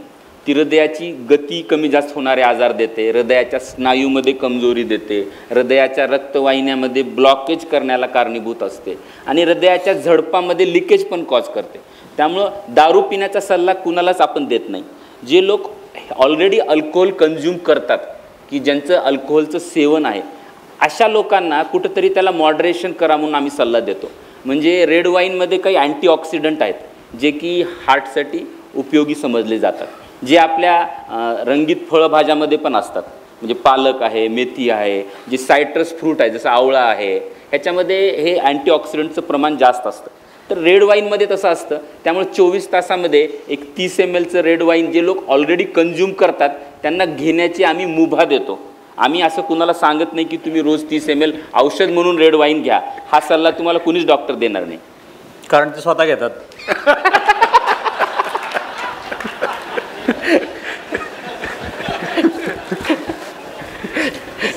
सरांनी सगळं सांगितलं आहाराबद्दल. आहाराची एक कॉन्फरन्स झाली होती मुंबईला, मी त्यावेळी ज्युनियर होतो खूप. त्यावेळी ते सगळे दीक्षित डाएट, केटो डाएट, नंतर अजून कोण हिचं डाएट तिचं डाएट, अशा सगळ्या डाएटवर चर्चा झाली. तेल वाईट असतं हे माहीत नाही. एकच त्यातनं साधा सिंपल निष्कर्ष निघाला की जी गोष्ट उघडी ठेवली, फ्रीजमध्ये नाही आहे, उघडी ठेवली आणि ती 1 दिवसात 1.5 दिवसात खराब होते, ती सगळ्यात चांगली. कारण त्याच्यामध्ये प्रिझर्वेटिव्ज नसतात. आपण लोणची करतो, पापड करतो, मोरांबा करतो, त्याच्यामध्ये साखर घालतो, त्याच्यामध्ये तेल घालतो, ते टिकून राहण्यासाठी फ्रीजमध्ये ते टिकून राहण्यासाठी. ज्या ज्या गोष्टी टिकून राहण्यासाठी वापरल्या जातात त्या चांगल्या नाहीत. प्रिझर्वेटिव्ज हे असेही वाईट आहेत. आपण थम्सअप, लिम्का, आता त्या कंपनीचं नावं घेऊ नये, पण हे सगळे जे ड्रिंक्स आहेत ह्याच्यामध्ये ते का राहतात वर्षानुवर्ष चांगले किंवा 6-6 महिने चांगले. टीनमधले फूड ह्या सगळ्यांमध्ये प्रिझर्वेटिव्ह आहे आणि प्रिझर्वेटिव्ज हे वाईट आहेत हे सगळ्या जगभरात सगळ्यांना माहीत आहे. E121, E131 हे सगळे जे प्रिझर्वेटिव्ज सरकार त्यांना परवानगी देतं पण ते वाईट आहेत, खाऊ नयेत. वडा तळला तो टिकून राहतो, पण नुसता बटाटा खा, बटाटा चांगला आहे, पण नुसता वडा खाल्ला तर तो नको, चांगला नाही आहे. त्यामुळं सगळं खावं, प्रमाणात खावं. कुठल्याही गोष्टीचं व्यसन हे वाईट आहे. मग ते कामाचा असो, झोपण्याचा असो, दारू पिण्याचा असो, शिव्या देण्याचा असो किंवा कशाचंही असो. जी माणसं सतत काम करतात, 18 तास काम करतात, चांगलं आहे का हे आरोग्याला? नाही. तुम्ही रात्रंदिवस ET-वाले आहेत, आपले IT-वाले लोक आहेत, कुठल्या तरी कंपन्यांमध्ये टार्गेट दिलेलं असतात, जा इकडे महिन्यामध्ये 25 दिवस प्रवास करा, रात्री बेरात्री विमानाने जा, खाण्यापिण्याचा पत्ता नाही, विश्रांतीचा पत्ता नाही. हे व्यसनच आहे ना, हे दुसरं काय? अल्कोहोल एवढंच हे वाईट आहे. तुम्ही एवढा जर स्ट्रेस घेतला, जे 18 तास काम करतात, सकाळपासून संध्याकाळपर्यंत नुसते ऑपरेशन करा, OPD बघा, ऑपरेशन करा, OPD बघा, त्यांच्या आरोग्यावर परिणाम होणारच. तर साधा सिंपल जे आहे ते सगळं मॉडरेशनमध्ये, सगळं थोडं थोडं खावं. तेल अगदीच वर्ज्य नाही आहे. कधी एखाद्याला वाटलं भजी खायची तर भजी जाऊन खावीत. घरच्यांना घरी बनवलेली असतील तर फार चांगलं, घरच्यांनी नाही बनवली तर बाहेर जाऊन थोडंसं एखाद्या वेळी खाल्लं तरी चालतं. म्हणजे तेवढं. ह्याच्यामध्ये एक आहे की आपलं जे सटायटी सेंटर आहे मेंदूतलं, म्हणजे समाधान देणारं, सुख देणारं जे सेंटर आहे ते तृप्त व्हायला पाहिजे. आणि त्याचा मार्ग असतो जिभेकडून. त्यामुळे जिभेला थोडंसं दिलं तर ते तृप्त व्हायला पाहिजे. समाधानी माणूस राहिला तर सुखी राहतो, हे नक्कीच. त्यामुळं खाण्यापिण्यामध्ये सरांनी सांगितलेलं पाळा, ते कोणते कोणते ऑइल, काय काय काय काय. पण कधीतरी मला चुकून मध्ये कोणीतरी म्हणालं, डॉक्टर तुम्हाला ढेरी दिसते, त्यामुळे मी आता ऑइल बंद केलं, साखर बंद केली. पण कधी वाटलं थोडंसं खावं. तर माझं स्वीट डिश म्हणजे काय असतं, तर गुळाचा खडा किंवा एखादा खजूर किंवा एक केळ, तेवढ्याने माझा आत्मा शांत होतो ना, मला समाधान वाटतं ना, फाईन. त्यामुळे ह्या गोष्टी आपल्या आपण ठरवायच्या की आपल्यासाठी काय योग्य आहे. एखादा कष्ट करणारा माणूस आहे, खेड्यातला आहे, त्याचं वजन 40 किलो, तो बिचारा सकाळपासून संध्याकाळपर्यंत कष्ट करतो. त्याला जर तुम्ही सांगितलं की तेल खाऊ नको, तो काय खाणार बिचारा? त्याला सांगितलं बटाटा खाऊ नको, रताळी खाऊ नको, त्याच्या घरात तेच पिकतं ना, त्याच्या घरात हेच पिकतं. सगळ्या ग्रीन व्हेजिटेबल्स, उसळी, हेच तू खाणार, दुसरं काय खाणार? पण हृदयविकाराच्या ज्या जगभरामधल्या हे आहेत त्यात सांगितले की हे ऑइल चांगलं नाही ते आहे. आणि तुम्हाला हे अंडर द टेबल किंवा एक अशी इकडची गोष्ट आहे, ह्याच्यामध्ये कमर्शियल आस्पेक्ट खूप असतं. एखादी कंपनी आपलं तेल प्रमोट करण्यासाठी हे आमचं हृदयविकाराला चांगलं आहे असं काही नाही. तुम्ही जास्त प्रमाणात तेल खाल तुम्हाला होणार. कुठलंही तेल असो, करडई असो, शेंगदाणा असो, नाहीतर ऑलिव्ह ऑइल असो. त्यामुळे जेवढा कमीत कमी तेलाचा वापर, सरांनी सांगितलं तसं 1 किलो तेल एका फॅमिलीला 1 महिना पुरायला पाहिजे. आणि आपल्या घरातल्या महिला या इतक्या सुगरण आहेत, चांगल्या आहेत की बिन तेलाचा स्वयंपाकसुद्धा तुम्हाला चवीचा करून घालतील. ह्याच्याबद्दल मला खात्री आहे. सर काल रात्री सरांसोबत जेवणाचा योग आला. काल सर जेव्हा जेवण करत होते त्यांनी सर्वात सुरुवातीला ना 2 बाउल भरून सॅलड मागवलं. पण व्हॉट इज आयडियल डाएट त्यांनी स्वतः पण ते फॉलो करतात. 1 बाउलभर सॅलड घेतलं, त्याच्यानंतर घट्ट वरण 1 बाउलभर घेतलं, आणि जे आपले पिष्टमय पदार्थ आहेत कार्बोहायड्रेट म्हणजे भाकरी, ज्वारीची भाकरी 1 ते 1.5 भाकरी खाल्ली. म्हणजे हे हेल्दी डाएट ते स्वतःसुद्धा फॉलो करतात. आणि सर जे भज्याबद्दल कधीतरी म्हणले ते कधीतरीचा अर्थ 10-15 दिवसात एकदा असा होतो, नाहीतर उद्यापासून रोज सकाळ संध्याकाळ जाऊन खाते. पण याचा अर्थ असा नाही की मी मटण खात नाही. मी मटणही खातो, मी चिकनही खातो, म्हणजे मी नॉनव्हेज खातोच. शिवाय मी दारू मात्र पित नाही आणि तंबाखूला हात नाही लावत, कारण ते 2 व्यसनांची मला सवयी नाही आणि मला आवडही नाही. त्यामुळे मी त्याला कधीच हात नाही लावत. पण आहारामध्ये कधी कोणी दिलं बाबा एक चला पेढा दिला, कुणीतरी येतात की हा आम्हाला मुलगा झाला, नाराज नाही करायचं त्याला, म्हणून पेढ्यातला थोडा खायचा त्याचं समाधानासाठी. त्यामुळं हे आपलं आपण ठरवायचं की आपल्याला काय सूट होतं आणि काय आहार आपल्याला पाहिजे. पण ग्रॉसली म्हणजे एक काय म्हणतात त्याला ढोबळमानाने जितकं तेल कमी आणि जितके पांढरे पदार्थ कमी, मीठ, साखर, दूध जेवढे कमी तेवढं चांगलं. आपल्यासाठी आहाराच्या विषयी अजून एक आपल्या सगळ्यांनी सांगितलेलं आहे. त्याच्यात आपल्या आहारामध्ये आपलं सर्वसाधारण जेवण असतं, भाजी पोळी वरण भात, हे आपण मॅक्झिमम लोक कोणी भाकरी हे जेवण असतं.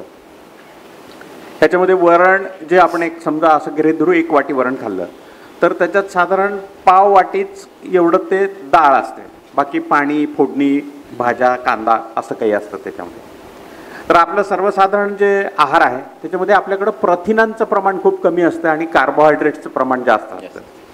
तर आपल्या सगळ्यांनी आहाराची काळजी घेताना ती एक घेतली पाहिजे. आपल्या जेवणामध्ये सगळ्या प्रकारच्या डाळी आणि सगळ्या प्रकारच्या उसळी ह्यांचं प्रमाण आपण आता सध्या जेवढं घेतो त्याच्यापेक्षा थोडं अधिक वाढवा. आणि भात पोळी भाकरी ह्यांचं प्रमाण थोडं कमी करा. सणावाराच्या दिवशी अपवाद म्हणून एखाद दुसरा पदार्थ इतर खाल्ला तर आता सरांनी सांगितल्याप्रमाणे ते तुमच्या सोसायटीसाठी आणि आत्मिक समाधानासाठी आवश्यक असतं, ते घ्यायला हरकत नाही. सर्वसाधारण ह्याच्यामध्ये पोळी भाकरी भात थोडं कमी करा, वरण आणि उसळी यांचं प्रमाण वाढवा. ते चांगली बातमी काल दिली त्यांनी की इथे पूर्वी लातूरमध्ये डालडाच्या भरपूर इंडस्ट्रीज होत्या, त्या सगळ्या गेल्यात आणि आता सोयाबीनच्या इंडस्ट्रीजवर आल्यात. ही अतिशय आनंदाची बातमी. सोयाबीनमध्ये प्रोटीन्स असतात, आपल्या आहाराला उत्तम आहेत आणि डालडा तर नकोच आहे, तेही चांगलं आहे. श्रोत्यांकडून एक प्रश्न आला आहे, पारंपरिक घाण्याचं तेल व रिफाईंड तेल यातलं चांगलं कुठलं आणि वाईट कुठलं?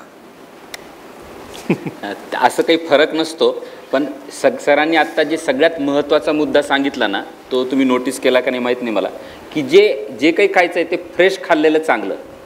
जे आज बनून उद्या राहणार आहे किंवा टिकणार आहे ते वाईट. आणि घाण्याचं तेल तुम्ही जेव्हा म्हणता ना त्यावेळेस बेसिकली ते फ्रेश असतं आणि ते तेल तुम्ही नंतर काही काळ गेल्यानंतर वापरू शकत नाही, कारण त्याचा स्मेल यायला लागतो तुम्हाला शिळ झाल्यावर. पण जे रिफाईंड ऑइल असतं ते थोडंसं टिकतं. त्यामुळं फ्रेश ऑइल कधीही चांगलं समजतो आपण रिफाईंड ऑइलपेक्षा. पण असंही म्हणतात काय हवं ते खा, पण ते सगळं तुम्ही बर्न करून टाका, ते जिरवून टाका, तुमचं वजन नाही वाढलं पाहिजे. हा पण एक कॉन्सेप्ट आहे की हवं ते खा, पण तेल आणि हे सोडून पाहिजे तेवढं खा, पण व्यायाम करा. व्यायाम म्हणजे काय? आपल्याला कुठेही व्यायामशाळा नको आहे, आपल्याला इक्विपमेंट नको आहेत. चालणं, सरळ एक टोक पकडायचं आणि चालत जायचं. आणि सायन्स असं सांगतं की 10,000 स्टेप्स म्हणजे 10,000 पावलं रोज तुम्ही चाललात तर तुम्हाला हृदयविकार होण्याची शक्यता 1/3 कमी होते. त्यामुळे तुम्ही सगळं खाल्लेलं जर जिरवलं तेवढं तर तेवढं नक्की होतं. आणि खूप वेळा हे लोक चिटिंग करतात, कारण माझ्याकडे पोस्ट ऑपरेटिव्ह पेशंट येतात, त्यांना सांगतं काय व्यायाम वगैरे चालू केला का, चालता का, हो म्हणे 7-8 किलोमीटर रोज जातो मी. मग बायको हळूच सांगते मोटरसायकलवर जाते. ह्याला नाही चालणं म्हणत. तर चालण्याचा व्यायाम, आता व्यायामाबद्दल सर सांगतीलच परत एकदा, पण व्यायाम खूप महत्त्वाचा आहे की व्यायाम तुमचे किती फायदे आहेत हे सगळं आयुर्वेदातही सांगतात, सगळेजण सांगतात, आपले वडीलधारे सांगतात. त्यामुळं कितीही बिझी असाल तरीसुद्धा आपले पंतप्रधान साहेबसुद्धा रोज व्यायाम करतात, कुठल्याही स्वरूपाचा व्यायाम असो करतात. चव्हाण साहेब, शंकरराव चव्हाण साहेब इतके बिझी असायचे, मी तर म्हणेन की आपल्या देशामध्ये त्यांच्यापेक्षा बिझी माणूसच कोणी नसेल, कारण त्यांना जेवढी कामं असतात तेवढे आपल्याला नसतात कधीच, कितीही कोणी असू दे. आणि ते सुद्धा व्यायाम करतात, रोज अर्धा तास 1 तास काढून सगळे व्यायाम करतात. आणि आपल्यासारख्याला व्यायामाला वेळ मिळत नाही ही सबब पूर्णपणे चुकीची. आणि आजकालच्या आत्ताच्या मंत्रिमंडळामध्ये सुद्धा लोक इतके बिझी आहेत, इकडे तिकडे धावपळ असते, कायम त्यांच्या मागं काहीतरी लागलेलं असतं. पण मला अनेक लोक माहिती आहेत की रोज रेग्युलर व्यायाम करतात आणि ते त्यांच्या स्वतःच्या आरोग्याची काळजी घेतात. तुम्हाला वाटत असेल की एखादे मंत्रीसाहेब आले, त्यांनी आपला चहा का नाही घेतला, कारण त्यांना माहिती आहे की हे लिमिटमध्येच घ्यायला पाहिजे आपण, किंवा जेवायला तुमच्याबरोबर का नाही थांबले, किंवा जेवायला फक्त त्यांनी सूप घेतलं किंवा सॅलड घेतलं आणि निघून गेले. पण त्याच्यामागे ही कारण आहेत की ते स्वतःच्या आरोग्याची काळजी घेतात. साहेबांना माहीत असेल, साहेब स्वतः किती हेल्दी आहेत दिसतातच आहेत, साहेबही स्वतःची काळजी घेत असतील. मग आपण का नाही करू शकत? आपल्याला व्यायाम करायला वेळ काढलाच पाहिजे. जर तुम्ही जेवायला वेळ काढता, चहा प्यायला वेळ काढता, झोपायला वेळ काढता, झोपता तुम्ही 8 तास, तर त्यातला 1 तास कमी करा. जर चावडीवर जाऊन किंवा जाऊन गप्पा मारत बसता मित्रांबरोबर, त्यातला 1 तास कमी करा. थोडा 45 मिनिट, 10,000 स्टेप्स आलेला 45 मिनिट पुरतात मोजून. त्यामुळे रोज प्रत्येकाने, आणि आजपासून व्यायामाला सुरुवात करा. उद्या माझ्या मुलीचं लग्न झाल्यावर करते सुरुवात, किंवा आणि काय कुठलं बारसं झाल्यावर करते, मग हे जरा बद्रीनाथला जाऊन यायचे, मग सहलीवरून आल्यावर करते, हे एक सबब नाही. आजपासून करा, ब्रेक झाला तर होऊ द्या, परत चालू करा. त्यामुळं ह्या सगळ्या संवादातून जर उद्यापासून लोकांनी चालायला सुरुवात केली तर आम्हाला अतिशय आनंद होईल आणि या सगळ्या कार्यक्रमाची पूर्तता झाली असं वाटेल, आणि संजय सरांनाही खूप आनंद होईल. मागचे 30-35 वर्ष झालं सरांचं शेड्यूल सकाळी 4:30-5 वाजता सुरू होतं. म्हणजे त्यांचं OPD आपल्यापैकी बऱ्याच जणांना माहीत असेल की ते सकाळी 5:30ला OPD सुरू होतं, 5:30ला. 6 मला आधीपूर्वी वाटायचं, मला ऑपरेशन्स खूप असायचे, पेशंट खूप असायचे आणि वेळ मिळत नाही व्यायामाला, त्यामुळे थोडासा दुर्लक्ष व्हायचं त्याच्याकडे. पण एकदा काय झालं, मी एक जिना चढलो, जिना चढल्यावर मला दम लागला जरा. ते बरेच वर्षापूर्वीची गोष्ट आहे. एकच जिनाच पायऱ्या होत्या, जिना चढल्यावर दम लागला आणि पाय अशी भरून आली सगळी. मी म्हटलं हे बरोबर नाही आहे, आपल्याला जर ॲक्टिव्ह राहायचं असेल, खूप वर्ष ॲक्टिव्ह राहायचं असेल तर काहीतरी करायला पाहिजे. मग मी त्या दिवशी तो जिना चढलो, पाय दुखायला लागले की थांबलो, एक मिनटात 2 मिनटात पाय व्यवस्थित झाले, दम पण गेला, मग परत अर्धा चढलो. असं करत करत महिनाभरात मी 13 जिन्यापर्यंत प्रगती केली, एका दमात 13 जिने. म्हणजे आता दीनानाथ मंगेशकरमध्ये -3 पार्किंगपासून 13व्या मजल्यावर पेशंट असेल तर मला जिने चढत जायला अजिबात काहीही वाटत नाही. हा फक्त सवयीचा परिणाम आहे. सवय पाहिजे. तुम्ही सुरुवात करा व्यायामाने, 100 पावलांनी सुरुवात करा, 100 पावलं चालायची, पण रोज 10 पावलं वाढवत जायची. 10 पावलं वाढवत वाढवत वाढवत वाढवत तुम्हाला 3 महिन्यात लक्ष देईल की तुम्ही अगदी व्यवस्थित चालू शकता. तुम्हाला काहीही दम लागत नाही, काहीही त्रास होत नाही. आपलं शरीर फार हुशार आहे, त्याला बरोबर समजतं. त्याच्यावर लोड दिला ना की त्याला करावंच लागणार आहे हे लक्षात आलं की ते बरोबर करतं. आणि जर करायचं नसेल तर आळसाची अशी 2 मिनटात सवय लागते आळसाची. तुम्ही 2 दिवस झोपायला लागा, 3ऱ्या दिवशी पण झोपच म्हणणार ते.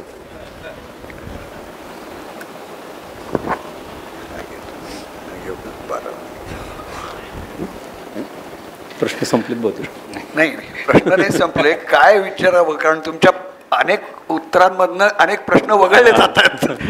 तर आताचा प्रश्न असा आहे की बऱ्याच म्हणजे सर्वसामान्य लोकांच्या मनामध्ये असा एक समज असतो की आम्हाला ॲलोपॅथिकच उपचार घेतले पाहिजेत का, आयुर्वेदिक, होमिओपॅथिक, निसर्गोपचार यांनी आमचा हृदयरोग बरा होऊ शकेल का. तर यासंबंधी काही शास्त्रीय तपासणी काही असं काही होतं का? ॲलोपॅथीमध्ये जशा सायंटिफिक टेस्ट होतात की रँडमाइज कंट्रोल ट्रायल्स म्हणतो आपण त्याला, की ह्या औषधाची इफिकसी कशी आहे, 100 लोक घ्यायचे ह्या आजाराचे सिमिलर ग्रुप, 100 लोकांना औषध द्यायचं, 100 लोकांना द्यायचं नाही, आणि त्यांचा मग प्रोग्रेस बघत बघत बेनिफिट झाला का, खरोच किती फायदा झाला, आणि ह्या स्टडीज इंटरनॅशनल जर्नलमध्ये पब्लिश होतात. त्यामुळे आपल्याला समजतं की हे खरोखर औषध चांगलं आहे का नाही आहे. उद्या कोणी म्हणेल की सुंठ खाऊन हृदयविकार जातो, पण त्याला हे अशा प्रकारच्या ट्रायलमधूनच उत्तर मिळतं की खरोखर तर सुंठाचा फायदा होणार की नाही. तसं दुधी भोपळ्याच्या रसाने सकाळी सकाळी ते खूप चांगला मोठा धंदा चालतो लोकांचा. गार्डनच्या बाहेर बरोबर दुधी भोपळ्याचं हे घेऊन बसतात, जे चालायला येणारे लोक अरे छान एक घेऊन बघ असं म्हणून ते घेतात. गोमूत्र पण असं बरेच काय प्रकारात, पण यांना सायंटिफिक आधार नाही आहे, कारण तशा स्टडीज नाही केलेल्या कोणी. जसं ॲस्पिरिननी हार्ट अटॅक प्रिव्हेंट होऊ शकतो ही स्टडी आहे, किंवा स्टॅटिन्समुळं कोलेस्ट्रॉल प्रिव्हेंट करणाऱ्या गोळ्यांमुळं असा आजार जातो, हे स्टडीज आहेत. त्यामुळं आयुर्वेद आणि होमिओपॅथीवर असं मी बोलू नाही शकत, कारण मला त्यातलं नॉलेजच नाही आहे काही. याच्यामध्ये 2 गोष्टी मी ॲड करू इच्छितो. जी हृदयविकाराची उपचार प्रणाली आहे ती मागच्या 40-50 वर्षात ड्रास्टिकली बदल झाला आहे. म्हणजे 50 वर्षापूर्वी पहिला हृदयविकाराचा झटका आला म्हणजे आपण जसं जुन्या काळी पिक्चरमध्ये ब्लॅक अँड व्हाईट सिनेमामध्ये बघायचो की तो पेशंट ॲम्ब्युलन्समध्ये कधीच दवाखान्यात जायचा नाही, डॉक्टर त्याच्या घरी यायचं एक छोटीशी बॅग घेऊन, आणि सगळे नातेवाईक जमलेले असायचे, त्याचं मृत्यूपत्र केलं जायचं. कारण की पहिल्या अटॅकमध्ये 50 ते 70% मॉर्टॅलिटी होती. म्हणजे जर 100 लोकांना हृदयविकाराचा झटका आला तर 50 ते 70 लोक पुढचा महिनाभर बघायचे नाहीत. ही फार हेवी मॉर्टॅलिटी होती. 1940 ते 2000 सालापर्यंत नवीन डेव्हलपमेंट झाली. सुरुवातीला ॲस्पिरिन आली, त्याच्याने मॉर्टॅलिटी कमी झाली. त्यानंतर थ्रोम्बोलिसिस, जे आता आपण सर तामिळनाडूमध्ये डिस्कस करत होतो की अटॅक आल्यावर ते इंजेक्शन इमर्जन्सीमध्ये द्यावं, ज्याला आम्ही थ्रोम्बोलिस असं म्हणतो. 2-2.5 हजार रुपयाचं एक इंजेक्शन असतं, ते वेळेवर मिळालं. त्यानंतर ICU प्रगत झाले. जसं आपण त्या स्पोर्ट्समनला पाहिलं की अटॅक आल्यावर पहिल्या 24 तासामध्ये हार्ट स्टॉप होऊ शकतं, त्यावेळेस त्याला शॉक देण्याची गरज असते. तर मग ICUमध्ये त्याला शॉक देण्याची यंत्रणा आली. डायुरेटिक्स, बीटा ब्लॉकर ही औषधं आली की जे हृदयात ताण कमी करतात, धाप कमी करतात. आणि 2000 सालापासून अँजिओग्राफी, अँजिओप्लास्टी या गोष्टी आल्या की आत्ताच्या घडीला पहिला हृदयविकाराचा झटका आला तर मॉर्टॅलिटी म्हणजे डेथ रिस्क जी आहे ती 3 ते 5% कमी आहे. पहिल्या अटॅकमध्ये जर तो पेशंट हृदयविकार तज्ज्ञाकडे पोहोचला, ICUला पोहोचला आहे कुठल्याही, तर फक्त 100मध्ये नॉन डायबेटिकमध्ये 3 आणि डायबेटिसमध्ये 5 लोकांचं मृत्यू होतं. हे एव्हिडन्स बेस्ड आहे. आपण जसं म्हणतो हाच तो जयद्रथ, हाच तो सूर्य, हा काळ आहे. आता ह्याच्याबद्दल आम्ही ह्या मागच्या 15-20 वर्ष झाले ह्याच्यामध्ये अभ्यास करतो आहे, आणि मागच्या 60-70 वर्षाचा डिकेडचा डाटा आहे. जे मी इथं ACE इनिबिटर लिहिलं आहे किंवा टेल्मिसार्टानची गोळी लिहिली आहे, ती ह्युमन रेसमध्ये कुठल्याच औषधाचं बद्दल एवढी माहिती नाही आहे जेवढी ह्या एका ड्रगबद्दल आहे. ह्या एव्हिडन्सवर आम्ही उपचार करतो. आणि जसं सरांनी सांगितलं की बाकीच्या उपचार प्रणालीबद्दल अभ्यास नाही आम्हाला, पण कधी कधी बसल्या बसला असा प्रश्न पडतो की मग जर हे इतके मॅजिकल उपचार पद्धती आहे तर मग ही गव्हर्मेंट प्रोग्राममध्ये किंवा जे हॉस्पिटल, KEM हॉस्पिटल, एम्स अशा ठिकाणी ही उपचार प्रणाली उपलब्ध का नाही आहे, किंवा ह्या उपचार प्रणाली ॲक्सेप्ट करत नाहीत. मग ह्या उपचार प्रणाली जर आजार दुरुस्त होतो तर मग गव्हर्नमेंट प्रोग्राममध्ये हे सगळ्यांसाठी उपलब्ध करून द्यायला पाहिजे. आणि जर ही उपचार प्रणाली इतकी व्यवस्थित आहे तर ॲलोपॅथीमध्ये पण त्याच्या स्टडीज व्हायला हव्यात. बरोबर. आम्हाला आनंद होईल करा असं काही औषध निघालं की ज्याच्यामुळे सगळे ब्लॉक विरघळतात, बायपास आवश्यक नाही, अँजिओप्लास्टी आवश्यक नाही. आता सध्या जे तंत्रज्ञान चालू आहे स्टेम सेलबद्दल असं म्हणलं जातं की स्टेम सेल ज्या दिवशी उपलब्ध होतील त्या दिवशी कदाचित अँजिओप्लास्टी आणि बायपास सर्जरीची गरज पडणार नाही आहे. म्हणजे जर 10-20 वर्षात नवीन रक्तवाहिन्या तयार होण्याचं तंत्रज्ञान उपलब्ध झालं तर जसं आम्ही अँजिओग्राफीनं औषध टाकून बघतो की ब्लॉकेज आहे का नाही, तसंच त्या स्टेम सेल इम्प्लांट होतील आणि तुम्हाला ज्या रक्तवाहिन्या खराब झाल्यात त्या सोडून नवीन रक्तवाहिन्या तयार होतील. मग तसं जर झालं तर कदाचित आमची ट्रीटमेंट उपचार प्रणाली जी आहे ती ऑब्सोल्यूट होऊन जाईल. जेनेटिक मॉडिफिकेशन पण करता आले. कोणाला होणार आहे हार्ट अटॅक हे आधी जीन्सच्या स्टडीजवर समजलं, ते जीनच अल्टर करून टाकले की हृदयविकार होणारच नाही. तसंच कॅन्सरचंच आहे. कॅन्सरचे जीन्स वेगवेगळे निघत आहेत, आता शोधतायत ते. असं होऊ शकतं. माणसाला अजून जास्त जगायची आवड आहे, म्हणजे छंद आहे, आणि त्यात ह्याच्यातूनच चाललं आहे सगळं. बाकीच्यांना मारायचं, बोकडाला मारायचं, कोंबड्यांना मारायचं, पण आपण जगायचं असं. ॲलोपॅथी, होमिओपॅथी, आयुर्वेद, निसर्गोपचार हे कुठलेही जे असतात त्या सगळ्यांचा हेतू हा असतो की जो सफरर आहे, ज्याला त्रास होतो, त्याचा त्रास कमी व्हावा. हे होण्यासाठी ज्या उपचार पद्धती आपण सर्वसाधारण आजच्या नवीन युगातल्या आणि सुशिक्षित लोक मान्य करतो, त्या सगळ्या शास्त्रीय कसोट्यावर घासून सिद्ध झालेल्या असल्या पाहिजेत. मग ते ॲलोपॅथीचे असो, आयुर्वेदिक असो किंवा होमिओपॅथिक असो, शास्त्रीय कसोट्यांवर घासून जर त्या सिद्ध झाल्या तर कुठली उपचार पद्धती घ्यायला काही हरकत नाही. पण त्या सिद्ध झाल्या पाहिजेत हे आपल्या सगळ्यांना मान्य व्हायला काही हरकत नाही. सर, बायपास सर्जरीमध्ये तुम्ही काय करता? बायपासमध्ये नवीन नसा जोडतो, त्याच्याबद्दल बरेच गैरसमज असतात लोकांचे. बायपास म्हणजे ओपन हार्ट सर्जरी आहे का, एक असा एक साधा गैरसमज. म्हणजे ते हार्ट असं बाहेर काढून ठेवतात, मग ते असं कापून उघडतात, मग आतनं काय काय करतात ते असं. म्हणजे एखादं गाडी गॅरेजमध्ये दिल्यानंतर कसं बॉनेट उघडून इंजिन काढून सगळं करतात, तसं काय करत नाही आम्ही. हार्ट चालूच असतं. आणि हे ओपन हार्ट आहे का नाही याच्याबद्दल एक छोटासा किस्सा मला आठवतो. OPDमध्ये ऑपरेशन झाल्यानंतर मी 3 महिन्यांनी बोलवतो चेकअपला. तसा एक पेशंट आला होता. थोडे खादीचे पांढरे कपडे घातले होते, म्हणजे राजकीय असावेत. मी कधी कोणाला पक्ष विचारत नाही, कारण सगळ्या पक्षात माझे सगळे भरपूर स्नेही आप्तजन सगळे आहेत.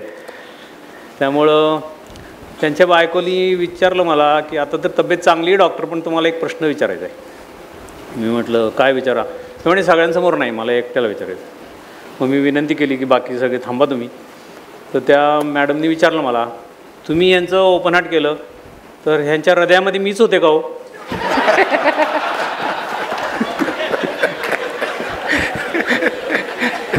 अवघड प्रश्न आहे हो. कारण कपड्याकडे बघून काय गॅरंटी घ्यायची माझी इच्छा नाही झाली. पण मी पण त्यांना मग हुशारीने सांगितलं, म्हटलं असे हृदयामध्ये 4 कप्पे असतात, त्यातला एकच कप्पा मी उघडला आणि त्याच्यामध्ये तुम्हीच होता.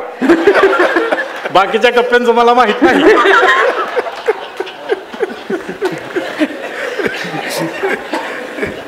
तर हे ओपन हार्ट नाही करत आम्ही, हार्ट उघडत नाही. ह्या सगळ्या रक्तवाहिन्या बायपास करताना हृदयाच्या पृष्ठभागावर असतात. ब्लॉक असलेला एरिया कुठेतरी बाजूला असतो. आम्ही चांगला जागा बघतो पुढची आणि तिथं नवीन जोडतो. थोडक्यात लातूर बार्शी रोड सगळा जाम झाला आहे, सोलापूर मार्गे बाहेर निघून जायचं. साधं सिंपल तत्व असतं बायपास. आणि नवीन जोडणाऱ्या नसा ह्या आत्तापर्यंत तरी कुठे कृत्रिम मिळत नाहीत, किंवा हा माझा अतिशय प्रिय नवरा आहे मी त्याला डोनेट करते असं करता येत नाही. हा माझा जीवलग भाऊ आहे याला मी देतो माझ्या शरीरातल्या काढून असंही करता येत नाही, कारण त्या मॅच होत नाहीत. त्यामुळे त्या पेशंटच्याच नसा वापराव्या लागतात. त्या एकतर छातीच्या आतमधल्या, की जसं टिकण्याचं प्रमाण जरा सगळ्यात चांगलं आहे. ह्या इंटरनल मेमरी नावाची एक इथं रक्तवाहिनी सप्लाय करते छातीच्या पिंजऱ्याला बऱ्याच रक्तवाहिन्या पाठीमागून प्रत्येक फासळीला एक एक एक एक येतात. त्यामुळे ह्या आपण हृदयासाठी वापरू शकतो. त्यांना जरा शांत बसलेल्या यांना जरा इम्पॉर्टंट काम देतो आपण हृदयाला सप्लाय करायचं. म्हणजे थोडक्यात नगरसेवकाला उचलून मंत्री करून टाकायचा, तसंच आहे. आणि पायाची नस वापरू शकतो आपण, ह्या जर चांगल्या नसतील तर, किंवा हाताची एक नस. अशा 3च प्रकारच्या नसा आत्तापर्यंत तरी बायपासमध्ये वापरता येतात. सरांनी सांगितले तसं स्टेम सेलमुळं नवीन जर नसा तयार करता आल्या, त्यांची एखादी बँक करता आली, किंवा दुसऱ्या लोकांच्या घेऊन आपल्याला जसं ऑर्गन डोनेशन करता येतं, तसं अजूनही काही शास्त्रात आलेलं नाही आहे. पण तसं झालं तर मग दुसऱ्या भरपूर नसा मिळतील. पण ह्या नसा वापरून नवीन चॅनल जोडणे हे एक सिंपल बायपासचं तंत्र आहे. त्यामुळे बायपास तसं सोपं आहे, तुम्ही कुणी पण करू शकाल. थोडं ट्रेनिंग लागतं. प्लंबिंग जॉब आहे, प्लंबिंग जॉब. एक नळ खराब झाला, एक पाईपलाईन आपली शेतातली खराब झाली, ड्रीप बंद पडली, आणायची दुसरी पाईप दुसरी जोडून द्यायची आणि ट्रिप चालू करायची, घरी जाऊन झोपायचं. इतकं सोपं आहे. कधी कधी नैसर्गिकरित्या पण बायपास तयार होतात असं म्हटलं जातं, ते बरोबर होतात. नॅचरल कोलॅटरल्स होतात. रस्ता जाम झाल्यावर आपली मोटरसायकलवारी बघतोच ना आपण, रानातून बांधातून इकडून तिकडून रस्ता काढून पुढे जातात किंवा मधून जातात. तर त्याला नॅचरल कोलॅटरल्स म्हणतो आपण. तर त्याच्यामध्ये पण ग्रेडिंग आहे, ग्रेड 1, ग्रेड 2, ग्रेड 3 कोलॅटरल्स. ते कसे डेव्हलप झाले ते अँजिओग्राफीवर समजतं. समजा खूप दिवसांचा ब्लॉक आहे, काही केलंच नाही आहे, लक्षच नाही दिलेलं, तर हळूहळू परमेश्वराला काहीतरी काळजी असतेच आपली, ह्याला जगवायचं आहे बाबा, ह्याच्या हातात काहीतरी अजून काम करून घ्यायचं आहे आपल्याला त्याच्या आयुष्यात. मग तो हळूहळू छोट्या नसा देतो. पण त्या कधीच पूर्णपणे ॲडिक्वेट नसतात, म्हणजे पूर्णशा नसतात त्या. कारण शेवटी मेन रस्ता तो मेन रस्ता, तो उघडल्याशिवाय आपली ट्रॅफिक स्मूथ जाणार नाही. साईडच्या मार्गाने कोणीही फास्ट जाऊ शकत नाही, स्पीडने जाऊ शकत नाही, जाम होणारच. तसंच आहे. सौजन्याचा आणि भिडस्तपणाचा अतिरेक करून रणजित जगताप सरांनी अत्यंत तंत्रकुशल असे जी बायपास सर्जरी करतात त्याचा हलक्या शब्दात आपल्याला सांगितलेला आहे. पण सर, आम्हाला माहिती आहे सगळ्यांना की बायपास सर्जरी ही एक अत्यंत अवघड आणि क्लिष्ट अशा शस्त्रक्रियांपैकी एक आहे. त्यांना तुम्ही प्लंबिंग जॉब म्हणालात, हा तुमच्या मनाचा मोठेपणा आहे, पण याच्यातली आंतरिक ज्या गुंतागुंत असते आणि त्याच्यात टेक्निकल एक्सपर्टाईज किती असतो ते आम्हाला सगळ्यांना माहिती आहे. आणि त्याच्याचमुळं आम्ही आज आपल्याला इथं बोलवलेलं आहे आणि आम्ही सगळेजण आपल्याला ऐकतो. धन्यवाद सर. डॉक्टर शिवपूजे, अँजिओप्लास्टी म्हणजे काय करतात आणि कशी करतात ते आम्हाला थोडक्यात सांगा. अँजिओप्लास्टी म्हणजे आपण जी प्रक्रिया आहे ती ॲक्च्युली अँजिओग्राफीमध्ये आपण हृदयापर्यंत जाऊन औषध टाकून बघतो की त्याच्यामध्ये ब्लॉकेज आहे का नाही ते. पण मग अँजिओप्लास्टीमध्ये आपण काय करतो की तो जो ब्लॉकेज आहे, समजा 1 किंवा 2 क्रिटिकल ब्लॉक असतील तर त्याच्यामध्ये एक बारीक तार पास करतो आणि त्या तारेवर बलूनने, फुग्याने तो ब्लॉकेज जो आहे त्याला आपण मोठं करतो. तो ब्लॉक प्रसरण पावल्यासारखं किंवा बाजूला ढकलला जातो. पण ती रक्तवाहिनी परत निमुळती होऊ नये म्हणून त्याच्यामध्ये अशा प्रकारचा एक स्टेंट टाकण्यात येतो. जशी रिफिलची स्प्रिंग असते ना, तसं एक मेटलचं पीस असतं, स्टेनलेस स्टील किंवा कोबाल्ट क्रोमियमचं बनलेलं असतं. हे काय करतं की ह्याच्यावरती ती जी रक्तवाहिनी आहे तिला परत बारीक होऊ नये किंवा निमुळती होऊ नये म्हणून तो स्टेंट त्या ठिकाणी त्या रक्तवाहिनीला खुलं ठेवतो आणि आहे तोच रस्ता सुरळीत केला जातो. आजकाल जसं आत्ता अतुलजी विचारत होते की कुठल्या प्रकारचे स्टेंट टाकावेत, तर हे जे आजकाल आम्ही स्टेंट टाकतो हे सगळे मेडिकेटेड स्टेंट असतात. एकदम सिम्पली जर आपण ढोबळमानानं बोलायचं म्हणलं तर जर आपण फुग्याने नुसतं फुगवलं, बलून डायलेटेशन केलं तर त्याच्यामध्ये 50% रिकरन्स रेट असतो. म्हणजे मी जर 100 पेशंट केले तर 50 पेशंट वर्षभरामध्ये परत त्या ठिकाणी आजार घेऊन येऊ शकतात. जे बेअर मेटल स्टेंट किंवा नॉन मेडिकेटेड स्टेंट असतात ह्याच्यामध्ये 25 ते 30% रुग्ण वापस येऊ शकतात असं समजतो आम्ही. आणि आजकाल जी स्टेंट वापरण्यात येते ती प्रणाली मागच्या 10-20 वर्षात फारच प्रगत झाली आहे. तर हे ड्रग इल्युटिंग किंवा मेडिकेटेड स्टेंट आहेत. ह्याच्यामध्ये काही स्पेशल औषधं टाकली जातात की ज्यामुळे त्या ठिकाणी परत ब्लॉकेज होत नाही आणि ह्याचं रिस्टिनॉसिस म्हणजे परत ब्लॉकेज होण्याची जी रिस्क आहे ती फार कमी आहे. ती 5 ते 7% कमी आहे. नियमित औषधं चालू ठेवली तर? हां, नियमित औषधं चालू ठेवली तर. हे सोपं काम आहे सगळ्यात आणि रिस्क कमी आहे खूप बायपासच्या तुलनेनं. कारण बायपासमध्ये अनास्थेशिया, चिरफाड, टाके हे सगळं आलं. त्यामुळं ज्यावेळी शक्य असेल त्यावेळी अँजिओप्लास्टी हा पहिला चॉईस आहे. अँजिओप्लास्टीचे तोटे आहेत काही, पण ते ॲटलिस्ट इमर्जन्सीमध्ये angioplasty is the best thing.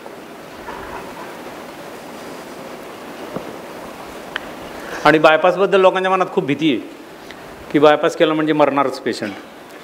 पण ह्याची आधी आम्हाला सगळी शक्यता पडताळून बघता येते. त्याच्यामध्ये आता पूर्वीसुद्धा व्हायच्या, आत्ताही होतात. अगदी डोक्यापासून पायापर्यंत सगळ्या टेस्ट होतात. ब्रेन, लिव्हर, किडनी सगळ्या फंक्शन. पूर्वी काही कोविड झाला होता का, त्याच्यामुळे लंगला डॅमेज आहे का, स्मोकिंगमुळे त्यांचे लंग किती खराब आहेत, हे सगळं बघितलं जातं. तरी पण एक बायपास म्हटले की काय आता खरं नाही, हे एक मग ते सगळी जुळवाजुळव करा, माझं काय प्रॉपर्टी याला नावाने कर, त्याच्या नावाने कर, असं सगळं असतं. आणि फार कॉमन प्रॉब्लेम आहे ॲक्च्युली बायपासला घालून. ज्या रुग्णाला आम्ही अँजिओप्लास्टी सांगतो की बाबा 3 किंवा 4 ब्लॉकेज आहेत किंवा मेन नसला आजार आहे, अशा वेळेस पहिला सल्ला अशा वेळेस बायपास सर्जरी हा येतो. परंतु मग बऱ्याच वेळा सरांनी म्हणल्यासारखं घाबरून भीतीपोटी की नाही मग मला बायपास करायचंच नाही आहे. मग ह्याच्यामध्ये आम्ही दुसरा प्रकार जो पाहतो की मग 3 किंवा 4 स्टेंट टाकले जातात किंवा 5 स्टेंट टाकले जातात. मग अशा पेशंटला काळजी घेणं फार महत्त्वाचं असतं. जर समहाऊ अशा पेशंटला थोडं त्याची दुर्लक्ष झालं किंवा काही कारणाने औषधं बंद झाली तर 1-2 वर्षामध्ये पण ह्यांचा रिकरन्स रेट म्हणजे परत त्रास होण्याचे चान्सेस जास्त असतात. मी एक जोक सांगतो तुम्हाला, आता बरंच कंटाळा आला असेल तुम्हाला ऐकून पुस्तकी सगळं. ही जी भीती आहे ना मनात, तिच्याबद्दल एका पेशंटला असं ते तुम्हाला लक्षात येईल की ऑपरेशन थिएटर आणि आत नेण्याआधी आम्ही सगळ्या नातेवाईकांना बोलवतो की भेटवतो की आता आत चालला आहे, भूल देण्याच्या आधी सगळं असतं. तर तो पेशंट असा आत जाणार तेवढ्यात तो बायकोला बोलवतो. बायकोला म्हणतो आहे बघ माझं तर ऑपरेशन होणार आहे, काही माहीत नाही काय होईल तुझं असं. तर तिला म्हणते असं काय बोलताय, डॉक्टर सगळे तज्ज्ञ आहेत, हॉस्पिटल चांगलं आहे, सगळी टीम चांगली आहे, यांचं सक्सेस, सगळे ऑपरेशन सक्सेस होतात, तुम्हाला काही होणार नाही. तो म्हणाला तू नीट ऐकून घे मी काय म्हणते ते. जर माझं काही बरं वाईट झालं तर तू ह्याच डॉक्टरशी लग्न कर.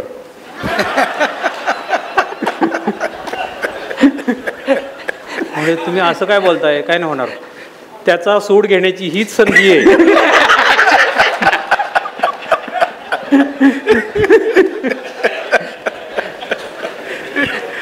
आणि हा किस्सा मी एकदा पुण्यामध्ये एक कार्यक्रम होता त्यात सांगितला.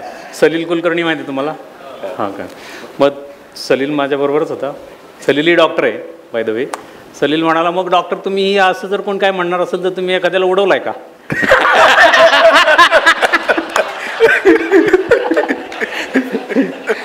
मग मी म्हणलं अरे लाकूड तोड्याच्या गोष्टीसारखं 3-3 बायका मला नको येते, एक आहे तीच पुरेशी आहे. तर ही जी भीती मनात बसली असते सगळ्यांच्या, आणि ही भीती आम्ही बघतो खूप. आणि त्याच्यासाठी आता माझ्या टीममध्ये एक जण असा वेगळा काढलेला आहे बाजूला की तो त्यांना जरासा धीर देईल. मी तर देतो की हे बघा असं असतं. आहे ती मेजर सर्जरी आहे, अनपेक्षित गोष्टी घडू शकतात, कॉम्प्लिकेशन होऊ शकतात. पूर्वीचे काही ह्या सगळ्या अटॅक येऊन गेल्यामुळे जे डॅमेज आहे त्याच्यामुळं काहीतरी ऑपरेशननंतर प्रॉब्लेम येतात. मग ICU वाढतं, हे वाढतं, इन्फेक्शन एक मोठा प्रॉब्लेम असतो. पण त्यातनं चांगलं करण्यासाठी आधी सगळ्याच्या टेस्टमधून जे काही मिळालेलं आहे त्याच्यात आता सायंटिफिकली सांगता येतं की तुम्हाला पॅरालिसिस होण्याची रिस्क किती आहे, किडनी फेल होण्याची रिस्क किती आहे, डायलिसिस लागण्याची रिस्क किती आहे, पायाला सप्लाय नाही झाला तर ॲम्प्युटेशन होण्याची रिस्क किती आहे. ह्या सगळ्यांची चर्चा आधी करता येते. त्यामुळं जे काय आहे सायंटिफिक ते तुम्ही ॲक्सेप्ट करायचं. आणि बायपासचा तुम्हाला समजा 2% रिस्क आहे तर 98% तरी फायदा होणार आहे, तुमचं आयुष्य वाढणार आहे, तुमचा त्रास जाणार आहे, अटॅक येण्याची शक्यता 0, नंतर शिवाय हार्टचं डॅमेज होण्याची शक्यता 0, कॅपॅसिटी वाढेल. ह्या सगळ्या गोष्टी फायद्याच्या आहेत. त्यामुळं बायपास जर कोणाला लागला तर असं एकदम दडपून जाऊन घाबरून जाऊन की आता सगळं संपलं ही भावना नसावी, हे एक मुख्य सांगायचं. डॉक्टर जगताप सर आणि डॉक्टर शिवपूजे दोघांनाही एक प्रश्न कॉमन विचारतो. आज डॉक्टर जगताप सर तुम्ही जे बायपास सर्जरी करतात ती आणि 25 वर्षापूर्वी जे बायपास करत होतात त्याच्यामध्ये, आणि तसंच डॉक्टर शिवपूजे तुम्ही जेव्हा सुरू केलं तेव्हा करत असलेल्या अँजिओप्लास्टी आणि आज करत असलेल्या अँजिओप्लास्टीमध्ये काय फरक आहे? 25 वर्षापूर्वी बायपासमध्ये मॉर्टॅलिटी खूप होती, इंडिकेशन्स क्लिअर नव्हते. आता इंडिकेशन्स क्लिअर आहेत. टेक्निकमध्ये करून करून बऱ्यापैकी जरा रिफाईनमेंट येते, पॉलिशिंग येतं तसं बऱ्यापैकी. हां, कारण एक असं माझे गुरुजनही म्हणायचे की सर्जन जे सगळे असतात ते एक अशी जर लाईन काढली ॲव्हरेज, ते एकतर ॲव्हरेजच्या जराशी पलीकडे किंवा ॲव्हरेजच्या जराशी खाली असतात. मग काय एखादाच प्रसिद्ध होतो किंवा एखाद्याकडे जास्त जातात. ती आपली भारतीय लोकांची टेंडन्सीच आहे. एक जण गुरु धरला की त्याच्या पाठीमागे जे पळत राहतात सगळे तसंच असतं. मग बाकीच्यांच्याकडे जरासं तसं कदाचित मी नशिबान आहे म्हणा, किंवा सगळ्यांचं प्रेम आहे, सगळे स्नेही मित्र सगळीकडे असल्यामुळं त्यामुळं माझ्या मागे जास्त लागतात. मांडके सरांचं नाव तसंच होतं, विनाकारण असत नाही असं. पण बाकीचे सर्जन इक्वली चांगले आहेत. म्हणजे असं नाही आहे की कोणी खराब सर्जन आहे, कारण याच्यामध्ये स्टँडर्डायझेशन असतं, प्रोटोकॉल्स असतात. जसं एखाद्या सिस्टीमचा प्रोटोकॉल आहे, इथे जर मुख्यमंत्री साहेब येणार असतील ठरलेले प्रोटोकॉल असतात. कुणी कुठं उभं राहायचं, कुणी पोलिसांनी कुठं जायचं, मग SP-चं काम काय, मेडिकल ऑफिस सिव्हिल सर्जनचं काम काय, सगळं जसं ठरलेलं असतं तसं बायपासही ठरलेलं आहे. इतक्या वर्षांपासून करतो आहे.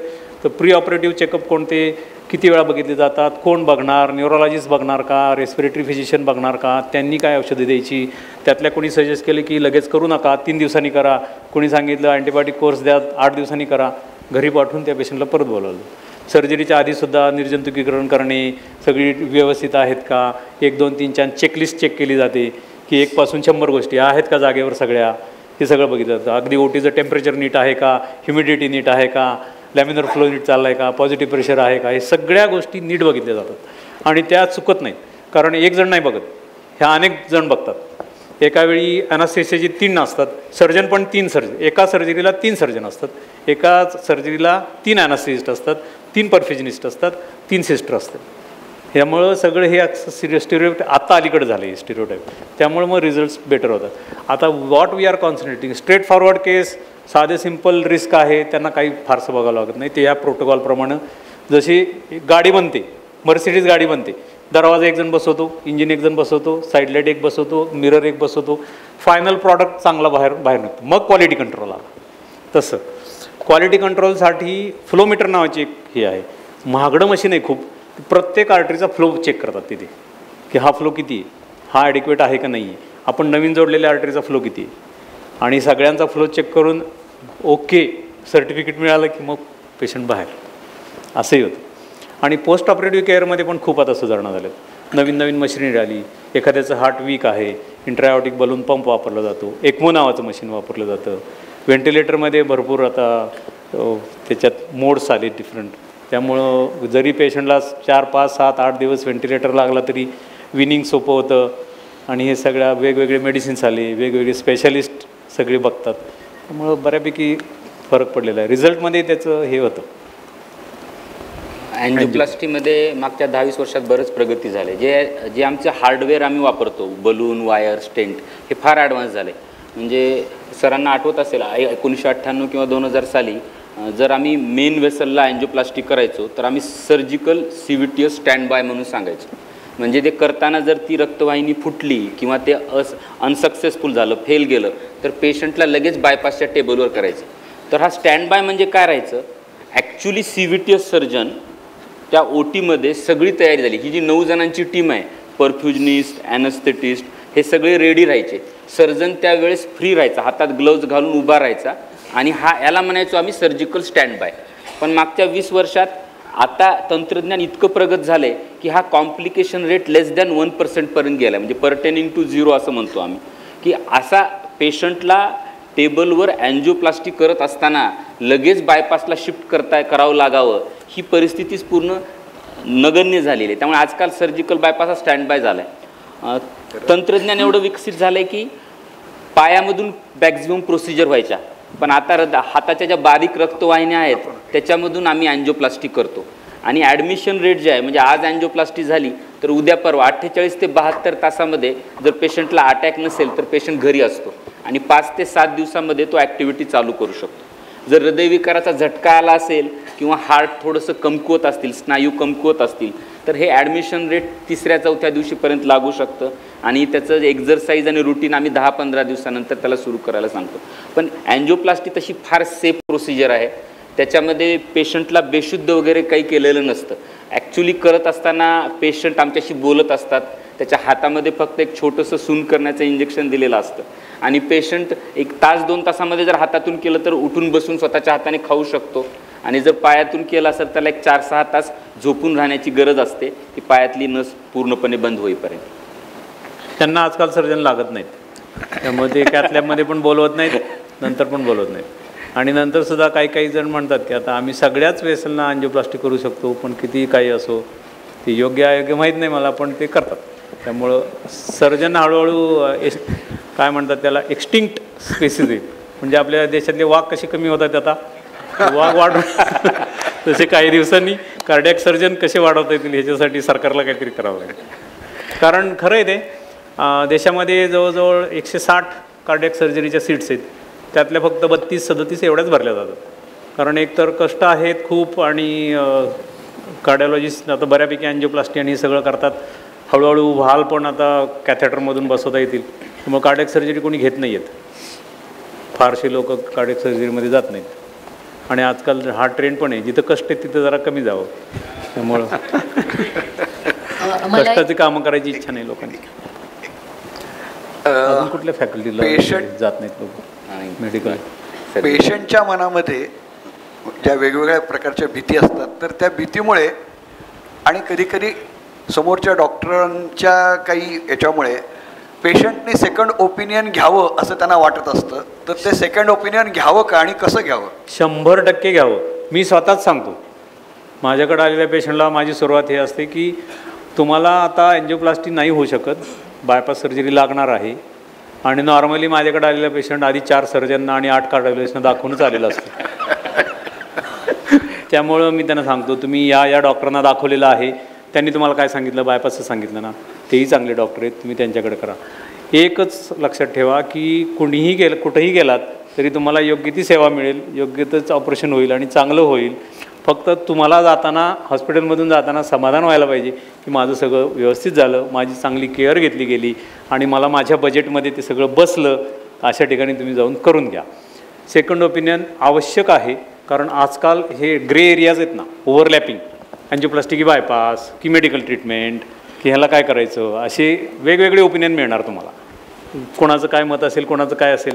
त्यामुळं सेकंड ओपिनियन नक्की घ्यावं 100%. आणि निष्कर्ष आणि फक्त हार्टसाठीच नाही, बाकीच्या आजारासाठी सुद्धा घ्यावं. कोणी यूरोलॉजिस्टनी सांगितलं, कारण इतक्या आता मॉडेलिटीज आहेत ट्रीटमेंटच्या.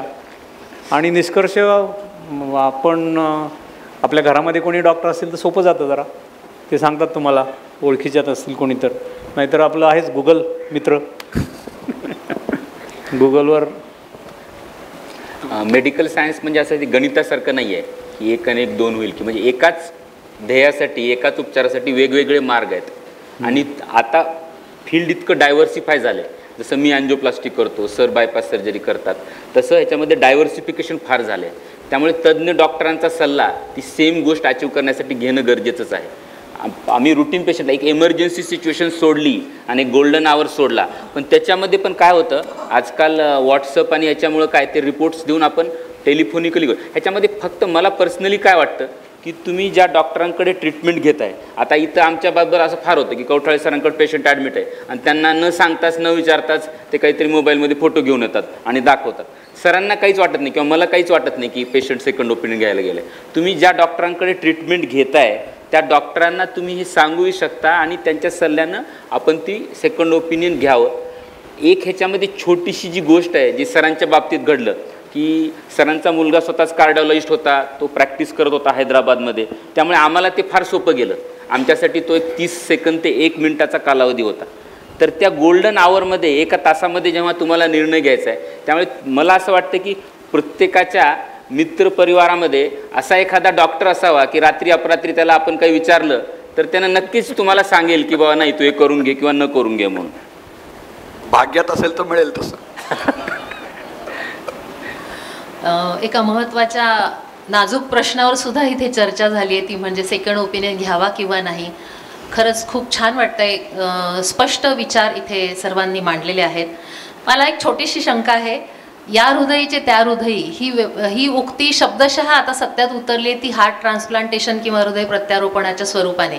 तर त्या बाबतीत आपल्या भारतात कितपत प्रगती आहे हे आपण आम्हाला थोडक्यात सांगू शकाल? खूप चांगली प्रगती आहे.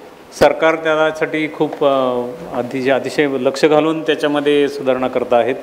सेंट्रल कोऑर्डिनेशन कमिटी असते की जिथे कुठे डोनर अवेलेबल आहे, ज्याचं एक समजा ब्रेन डेथ झालेली ॲक्सिडेंटमध्ये असो किंवा दुसऱ्या काही कारणाने आणि त्याचे अवयव उपलब्ध आहेत, तर ते कुठे जाणार, मग त्याच्यासाठी ग्रीन कॉरिडॉर करणे, मग ती पोलीस यंत्रणा सगळी राबवायची, मग ते ऑर्गन कसा घ्यायचा, हार्वेस्ट करायचा, तो वेळेत कसा पोचवायचा, ह्या दृष्टीनं ह्याच्यासाठी सरकारच लागतं.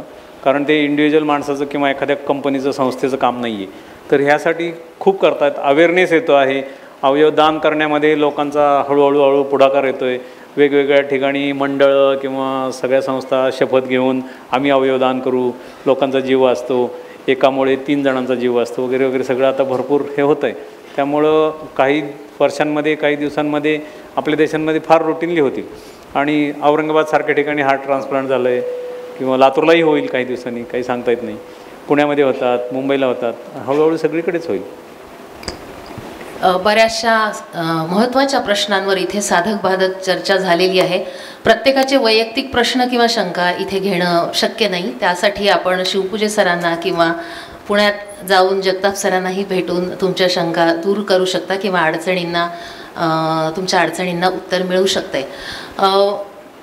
घड्याळाचा काटा पुढे पळतोच आहे. आपण इथे थांबूया का? मी माननीय व्यासपीठाला परवानगी मागते. तर सर्वानुमते आपण आता इथे थांबूया. सर्वांचे पुनश्च एकदा मनापासून मला धन्यवाद. फक्त आभार मानायचे. मला इथे बोलावलं, लातूरला येण्याचा योग आधी आला होता पूर्वी. खूप नाव ऐकून होतं सर्वांचंच.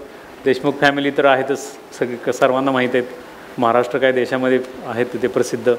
यांना भेटण्याचा योग आला, साहेबांशी गप्पा करता आल्या, तुम्हा सर्वांना भेटण्याचा योग आला. हे सगळं शिवपूजे सरांच्यामुळं झालं.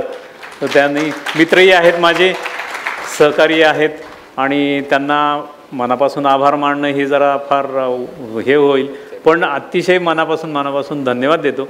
त्यांच्यासारखा मित्र मिळाला हे माझंही भाग्य आहे. तुमच्याशी सगळ्यांशी बोलता आलं, इथं येऊन तुमच्याशी संवाद साधता आला हेही माझं भाग्य आहे. आणि ही संधी दिल्याबद्दल तुम्हा सर्वांचे मनापासून आभार.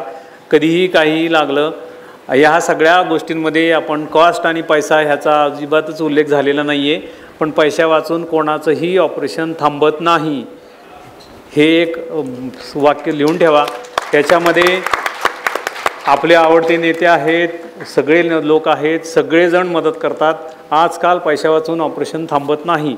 त्यामुळं माझ्याकडं पैसे नाहीत, मला जमीन विकावी लागेल, मला बैल विकावं लागेल, मला शेती विकावी लागेल, घर विकावं लागेल, घाण ठेवावं लागेल, ह्याचा विचार करायचा नाही. अनेक पर्याय आहेत, मार्ग आहेत, तुम्हाला नक्की मार्ग मिळतील. आणि तुम्ही गुगल आहेच, गुगलवर तुम्ही मार्ग शोधा. बऱ्याच कंपन्या संस्था मदत देतात. गुगलला फक्त एकच मार्ग माहीत नाही की मेल्यावर कुठं जातो माणूस, बाकी सगळं गुगलला माहीत आहे. त्यामुळं कधीही तुम्हाला वेळ आली किंवा काही प्रसंग आला तर तुम्ही सरांना कॉन्टॅक्ट करू शकता. सरांनी एक विनंती केली की लातूरमध्ये तुम्ही हार्ट सर्जरी चालू करू शकता का. आता माझं तर मी रिटायर व्हायचं वेळ आलं, आता इथून पुढं मला एकच काम राहिलं तर राजकारणात पडायचं, पण ते काही होणार नाही आहे. तर बाकी नवीन सर्जन येतील लातूरमध्ये, पण हार्ट सर्जरी चालू होईल त्या दृष्टीनं आम्ही प्रयत्न करू. तुम्हाला इथेच सेवा उपलब्ध करून देणं तीही आपल्या शासनाची हे आहेच. महात्मा फुले योजना आहे, त्याच्यामधून हजारो लोकांना त्याचा लाभ झालेला आहे, मिळालेला आहे. त्यामुळं पैसा हा दुय्यम प्रश्न आहे. तर तुमच्या आरोग्यासाठी काही लागणार असेल तर कधीही तुम्ही मला कॉन्टॅक्ट करू शकता, सरांना करा. आणि सगळे सहकाऱ्यांना तुम्हाला सर्वांना परत एकदा मनापासून धन्यवाद देतो. आणि तुम्ही इथं मला बोलवल्याबद्दल. खर्चाबद्दलही अनेक प्रश्न श्रोत्यांमधून आले होते. सर धन्यवाद, आपण त्यांचंही समाधान केलेलं आहे. श्रोत्यांकडून सर्व आयोजकांचेही मनपूर्वक अभिवादन. राजेश पाटील सरांसाठी, मुलाखतकारांसाठी जोरदार टाळ्या. आणि हृदयरोग तज्ज्ञांसाठीही परत एकदा सर्वांनी टाळ्यांनी त्यांचं अभिनंदन करावं. आणि आपलं आज अहोभाग्य आहे की इतका छान हृदय संवाद, खरोखरच हृदयाला भिडणारा असा हा संवाद आपल्याला ऐकायला मिळाला आणि आपल्या बऱ्याच शंका निरसन होऊन आपल्या ज्ञानात भर पडली. सर्वांचे मनःपूर्वक आभार.